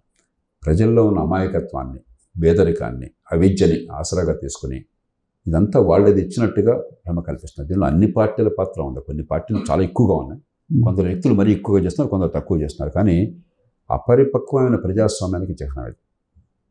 మళ్ళీ మీరు చూస్తే నవీన్ పట్నాయక్ గారు ఒరిస్సాలో ఈ భాష చాలా తక్కువ ఉంటుంది. ఆర్భాటం, ప్రచారం ఉండదు, చాలా సింపుల్గా. అది సంస్కారానికి, హుందాతనానికి చిహ్నం. మిమ్మల్ని చరిత్ర గుర్తుంచుకునేది మీరు చెప్పే ప్రగల్భాలను బట్టి, లేదా నేను ఇచ్చానన్న మాటలను బట్టి కాదు. మీ వల్ల చరిత్రగతి మారినట్టయితే, తర్వాత తరం భవిష్యత్తు నిజంగా సుందరంగా మలిచినట్టయితే చరిత్ర ఎల్లకాలం గుర్తుంచుకుంటుంది. అది లేకపోతే మీరు ఎంతకాలం రాజ్యం చేసినా కూడా అధికారంలో మీ కాళ్ళు మొక్కే ప్రయత్నం చేస్తారు, బయటికి వెళ్ళగానే తెచ్చుకుంటారు. విచిత్రంగా సార్, వాళ్ళు చెప్పడమే కాదు, పబ్లిక్ కూడా మా జగన్మోహన్ రెడ్డి ఇచ్చారు, లేదంటే మా చంద్రబాబు నాయుడు ఇచ్చారు, లేదంటే ఇలా చెప్పుకోవటం, అది దానికి కారణం ఇందాక చెప్పాను నేను. అధికారం కేంద్రీకరణ జరిగినప్పుడు మన డబ్బు మనకేం కావాలన్న స్పృహ జనానికి లేదు. కాబట్టి బాంఛన్ కాల్ముక్త ఆయన దానం చేశాడు, నేను పుచ్చుకున్నాను అన్న భావన చాలామంది మనసులో కాదు. కానీ ఈ మధ్య కొంచెం మారుతాం. ఈ మధ్య భేద వర్గాల్లో కూడా ఎవడు బాబుగాడు సొమ్ము మందబ్బే కదా అని చెప్పిన భావన వస్తుంది. అది రావాలి, అది ఇంకా పెరగాలి. రెండోది, ప్రజాస్వామ్యం కేవలం మనకి ఓటుకి, ఎలక్షన్ అయిన తర్వాత నిరసనలకి, రాస్తారోకలకి పరిమితమైంది. ప్రజాస్వామ్యంలో లోతైన అవగాహన, దాని దగ్గర సంస్థాగత ఏర్పాట్లు, మన పరిణితి పొందేటువంటి చర్చ జరగట్లేదు. చివరికి మీడియాలో కూడా ఈ పోలరైజేషన్ని పెంచి కులాల మధ్య, పార్టీల మధ్య, ప్రాంతాల మధ్య, మతాల మధ్య ఒక సంఘర్షణ వాతావరణం తీసుకొచ్చి ఉద్రేకాన్ని రెచ్చగొట్టడం తప్ప ప్రశాంత వాతావరణంలో ఆలోచన పెంచి మన జీవితం ఏమిటి, మన పిల్లలు ఏమిటి, మన కుటుంబం ఏమిటి, మన చుట్టూ ఉన్న సమాజం ఏమిటి, ఆ సమాజానికి మనకు మధ్య సంబంధం ఏమిటి, ప్రభుత్వం ఏం చేయాలి, ఏం చేయకూడదు, ఏం చేస్తోంది, ఎట్లా చేయాలి, దాని మీద చర్చ జరగడం. కాబట్టి క్రమక్రమంగా మనలాంటి వాళ్ళు జరిగింది ఏంటంటే ఉన్నంతలో మనం సమస్యల భాగం కాకుండా పరిష్కారంలో భాగం కావడం కోసం ప్రయత్నం చేయడం, నిర్భయంగా, నిజాయితీగా, ద్వేషరహితంగా, హేతుబద్ధంగా మనం కొన్ని ఆలోచనలు పెంచే ప్రయత్నం చేయడం. సార్, జనరల్గా మనం ఏమంటామంటే మనకు 4 పిల్లర్స్ అంటారు కదా సొసైటీకి. ప్రజలు ఆలోచించాలి, ప్రజలు మారాలి అంటారు. ఈ 4 పిల్లర్స్లో ఎగ్జిక్యూటివ్ సిస్టమ్ అనేది చాలా బలమైనటువంటి ఇది కదా. అసలు ఆ ఎగ్జిక్యూటివ్ సిస్టమ్ ఉందా లేదా అనే పరిస్థితికి ఇవాళ కనిపించట్లేదా? అది ఏమైందంటే ప్రభుత్వంలో ఉన్న వాళ్ళు రాజు మించిన రాజభక్తి చూపెట్టడం అలవాటైపోయింది. కొన్ని సందర్భాలు దానివల్ల ప్రభుత్వాలకు కూడా నష్టం జరుగుతుంది. మనం కొన్ని సందర్భాల్లో అధికారంలో ఉన్నవాళ్ళు వాళ్ళు వీళ్ళు చెప్పడం వల్ల కానీ, అవగాహన లేకపోవడం చేత కానీ, ఆవేశం వల్ల కానీ కొన్ని పొరపాటు కూడా చేయొచ్చు, దురుద్దేశం లేకపోయినా కూడా. సమర్థులైన అధికారి, నిజాయితీపడిన అధికారి, ప్రజాహితాన్ని కోరే అధికారి నచ్చ చెప్పగలగాలి, కేవలం వ్యతిరేకించడమే కాదు. అది చేస్తే నష్టం ఏమిటి, మీకు కూడా నష్టం ఏంటి చెప్పగలగాలి. కొన్ని సందర్భాల్లో రాజును మించిన రాజభక్తులను చూపెడితే రాజుకే నష్టం. ఇంగ్లీష్లో ఒక సామెత ఉన్నది, కొంతమంది మిత్రులు శత్రువులు అక్కర్లేదట. ఆ మిత్రులు ఎంత మూర్ఖుడంటే వాడి వల్ల నష్టం ఎక్కువ జరుగుతుంది చెప్పండి. ఇట్లాంటి మిత్రులు అంటే అధికారంలో ఉన్న వాళ్ళ శత్రువులు అక్కర్లా. తానంటే తందాన అనేవాడు, మంచి చెడు విచక్షణ లేకుండా సరైన సలహా ఇవ్వనివాడు, చెప్పింది తడవగా పై వాళ్ళని ప్రసన్నం చేసుకోవడం కోసం పిచ్చి పనులు చేసేవాడు చాలా ప్రమాదకారి. ప్రజలకే కాదు, నాయకులు కూడా ప్రమాదకారి. కానీ మనం ఏంటంటే మన కాలు మొక్కగానే, మనకి దాసోహనగానే వాడు మనవాడని చెప్పి ఆలింగనం చేసుకుంటాం. ఆ మాత్రం ఇంగిత జ్ఞానం లేదు వీళ్ళకి. ఇంగిత జ్ఞానం నిజంగా ఉన్న నాయకులు అట్లా ప్రవర్తించారు ఎప్పుడు కూడా. రాజాజీ గారు తమిళనాడులో గొప్ప నాయకుడు ఆయన. అన్నాదురై గారు అధికారులు రాగానే, డిఎంకే అధికారులు రాగానే రాజాజీ గారి దగ్గరికి వెళ్ళాట, నాకు సలహా కావాలి. అధికారులు చాలా ఇప్పటిదాకా కాంగ్రెస్ ఒక్కటే ప్రభుత్వంలో ఉన్నది, అంతా వాళ్ళ మాట నెక్కింది, అధికారులంతా వాళ్ళ మాట విన్నారు. ఆ కాంగ్రెస్ పార్టీ ఏం చెప్తే చెప్పిన వాళ్ళు చేసిన వాళ్ళంతా అధికారులు చాలామంది ఉన్నారు, వాళ్ళు ఏం చేయాలన్నట్ట. రాజాజీ గారు చెప్పేటమయ్యా, నేనేం భయపడబాకు, వాడి మాట వింటే రేపొద్దు నీ మాట కూడా వింటాడు. అధికారులు ఎవడంటే వాడు కాలు మొక్కుతాడు. నువ్వు జాగ్రత్తగా ఆలోచించాల్సింది, ఆనాడు వాళ్ళ మాట వినకుండా ధర్మం కోసం పోరాడిన వాళ్ళు ఉన్నారు, ఈనాడు నీ మాట కూడా వినకుండా ధర్మం కోసం పోరాడతారు. వాళ్ళని గౌరవించుకో, వాళ్ళని జాగ్రత్తగా చూసుకొని చెప్పాను. అది ఇంగిత జ్ఞానం ఉన్న నాయకత్వం. అంతేగాని తానా అంటే తందాన అనేవాడు కాదు పరిపాలకుడు కావాల్సింది. ప్రజా సంక్షేమం గురించి ఆలోచించి అదే సమయంలో ద్వేషం లేకుండా, డ్రామాలు ఆర్భాటాలు లేకుండా నచ్చ చెప్పేవాడు, మీ ప్రయోజనాలు నిజమైన ప్రయోజనాలను కాపాడేవాడు కావాలి మీకు. ఆ ఇంగిత జ్ఞానం లేక రాజకీయ పార్టీలకి, ఎన్నికైన వాళ్ళకి అభద్రతా భావంతో ఉన్నారు కాబట్టి తానంటే తందాన అనేవాడు, కాలు మొక్కేవాడు గొప్పవాడు అనుకుంటున్నారు. సో ఇక్కడ ప్రజలు మారాలి అనేది తరచుగా చాలా భావిస్తూ ఉంటారు. నేను ఎప్పుడు ఆ మాట అన్నాను, ప్రజల్లో మార్పు రావాలి, దేశంలో మార్పు రావాల్సింది రాజకీయ పార్టీల్లో, పరిపాలన యంత్రాంగంలో, వ్యవస్థీకృత ఏర్పాట్లలో తప్ప ప్రజలు ఉన్న పరిస్థితుల్లో స్పందిస్తున్నారు. మనం బాధితుడిని, నష్టపోతున్న వాడిని విలన్గా చిత్రిస్తే అది మూర్ఖత్వం. ఎగ్జాక్ట్లీ. ఈ దేశ ప్రజలు ప్రజాస్వామ్యాన్ని కోరలా, వాళ్ళకి నినాదం చేయాల. మీ నాయకత్వం అంతా గురించి ప్రజాస్వామ్యం ఇచ్చామన్నారు, సరిగ్గా ప్రజాస్వామ్యాన్ని ఏర్పాటు చేయకపోవడం మీ తప్పు. ప్రజలతో ఎట్లా అవుతుంది? అవకాశం వచ్చిన ప్రజలు ఎప్పుడు కూడా వాళ్ళు అనుకున్న రీతిలో ఓటేశారు, మార్పు కోసం ప్రయత్నం చేశారు. మార్పుని తాకపోవటం మీ వైఫల్యం, ప్రజలు తప్పు ఎట్లా అవుతుంది? అధికారాన్ని కేంద్రీకరించడం మీ తప్పు, ప్రజలు తప్పు ఎట్లా అవుతుంది? 50 ఏళ్ల క్రితం పంచాయతీలు బ్రహ్మాండంగా పనిచేసినాయి, 60 ఏళ్ల క్రితం. అది తీసిపారేసింది మీరు, వాటిని బలహీనం చేసింది మీరు, ప్రజలు తప్పు ఎట్లా అవుతుంది? కాబట్టి ఇది గడిసే అన్నమాట. ప్రజలు తప్పు అంటే ఎవరి తప్పు కాదని, ఎవరికి బాధ్యత లేదని, అది ఇది పిచ్చి మాట. ప్రజలు ఉన్న పరిస్థితుల్లో స్పందిస్తున్నారు. ప్రజలు ఓట్లు డబ్బులు తీసుకుంటున్నారు, కరెక్ట్. ఎందుకు తీసుకుంటున్నారు? చచ్చుండి పెళ్లికి వచ్చింది ఆ కట్నం అని. డబ్బులు తీసుకోకపోతే ఓటేస్తే బాగా జరుగుతుంది నమ్మకాన్ని మీరు కలిగించలేకపోయినారు, మీ తప్పది. ప్రజలు అంటే తప్పు పెడతారు. కాబట్టి ఇవన్నీ కూడా డ్రామాలు, నేను చెప్పుకోను. సార్, రాజధాని విషయానికి వస్తే అమరావతి రాజధాని అనేది దాన్ని మీరు యాక్సెప్ట్ చేస్తారా, ఆహ్వానిస్తారా? అది లేనందువల్లే ఆంధ్రప్రదేశ్ నష్టపోయింది. 2 విషయాలు. రాజధాని లాంటివి రోజుకు ఒక నిర్ణయం చేస్తే తొగ్గులకు నిర్ణయం అవుతుంది. రాష్ట్ర శాసనసభ ఏకగ్రీవంగా ఆలోచించి మరి అక్కడ ఉన్న భౌగోళిక పరిస్థితుల్లో ఒక నిర్ణయం చేశారు. దాన్ని మీరు ఇప్పుడు మారుస్తూ అంటారు, రేపు ఇంకో ప్రభుత్వం మళ్ళీ మారుస్తానంటుంది, తర్వాత ప్రభుత్వం ఇంకో మారుస్తా అంటే ఇది తొగ్గుల పని ఏదన్నా. రోజుకో రాజధాని మాత్రం ఇది పిచ్చి పిచ్చి పని. వాడు ఏం చేశాడు? ఢిల్లీ నుంచి దౌలతాబాద్ అన్నాడు, మళ్ళీ ఢిల్లీ అన్నాడు. చరిత్రలో తొక్కుల గురించి మంచిగా ఉంది అనుకుంటున్నారు? తొక్కులకనే పదం ఎప్పుడు వాడుతున్నాం మనం? పిచ్చి పాలనకి చిహ్నంగా వాడుతున్నాం ఇవాళ కూడా. ఓ అక్బర్ లాగానో అశోకుడు లాగానో గొప్ప పాలన చిహ్నంగా అనుకుంటున్నాం మనం ఏమన్నా? తొక్కులకు తెలియదు. రెండోది, రాజధాని పక్కన పెట్టండి. అమరావతి నగరం అనేది పేరేదైనా పెట్టండి, ఎక్కడైనా కానివ్వండి, రైతులంతా కలిసి వచ్చి వేలాది ఎకరాలు ముందుకొచ్చి ప్రభుత్వం బలవంతంగా సేకరించకుండా పెరిగేటువంటి విలువను దానిలో వాటా ఇచ్చి వాళ్ళకి ఒక స్టేక్ కల్పించి, మామూలుగా భూసేకరణ ఏం చేస్తాం? భూమిని కోల్పోయినవాడు జంగేసుకుంటాడు, నెత్తిని జంగేసుకుంటాడు. భూమి నిలుపుకున్నవాడు అక్కడ వచ్చి అభివృద్ధి వల్ల లాభం పొంది వాడు లాభపడుతున్నాడు. అలా కాకుండా వాడు దానిలో స్టేక్స్ ఇచ్చి మంచి ప్రయోగం చేశారు. పెట్టుబడులు బాగా వచ్చే అవకాశం కనిపిస్తుంది. గ్రీన్ ఫీల్డ్ సిటీ ఉండటం అనేది ఇవాళ పరిస్థితుల్లో రాష్ట్రాలకు అవసరం. ఏ రాష్ట్రాలకు మహానగరం ఒకటి అండగా ఉందో, ఓ గ్రీన్ ఫీల్డ్ సిటీ అత్యాధునికమైన ప్రపంచ స్థాయి సౌకర్యాలతో, అక్కడ సంస్థలతో ఉన్నదో, అక్కడ పెట్టుబడులు వచ్చే అవకాశం ఉంది ప్రపంచ స్థాయిలో, అక్కడ ఆర్థిక వ్యవస్థ పెరిగే అవకాశం ఉంది. దాన్ని వదిలేయటం అన్నది అది విజ్ఞతగా వాళ్ళు చేసే పని కాదు. ఎట్లాగైతే హైదరాబాద్ నగరంలో రాజశేఖర రెడ్డి గారు మరింతగా పెంచి ఆయన కీర్తి పొందారు, ఎట్లాగైతే కేసీఆర్ గారు మరింతగా పెంచి కీర్తి పొందారు, ఎట్లాగైతే రేవంత్ రెడ్డి గారు కాంగ్రెస్ ప్రభుత్వం మరింత పెంచి కీర్తి పొందాలని ప్రయత్నం చేస్తున్నారు, అది విజ్ఞాన లక్షణం. కీర్తి మీ ఖాతాలో వేసుకోండి, రాజకీయంగా వాళ్ళని విమర్శించుకోండి, దానిలో ప్రజలు మీరు చూసుకుంటారు. కానీ మొహమ్మద్ కోపంతో ముక్కును కోసేవాడు విజ్ఞుడు కాదు. కాబట్టి 2 రకాలుగా గ్రీన్ ఫీల్డ్ సిటీ ఆపటం చాలా పొరపాటు, రోజుకు ఒక తెక్క తిన్న ఉన్న భావనగా తుగులుగా పరిపాలన చేయడం కూడా పొరపాటు.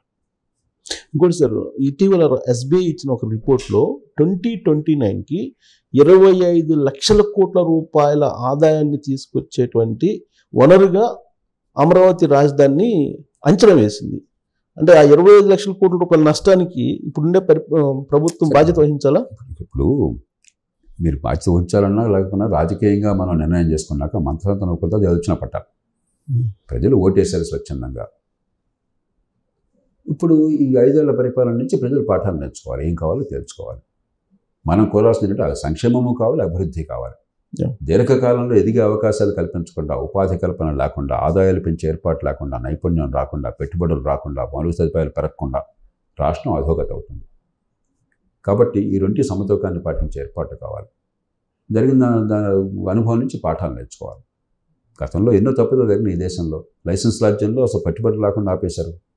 పొరపాటు పెట్టుబడి పెడితే వాళ్ళు పాపాత్మలుగా చిత్రించారు ఈ దేశంలో. ఒకప్పుడు 97.75% ఆదాయ పన్ను పెట్టారు. 97.75%.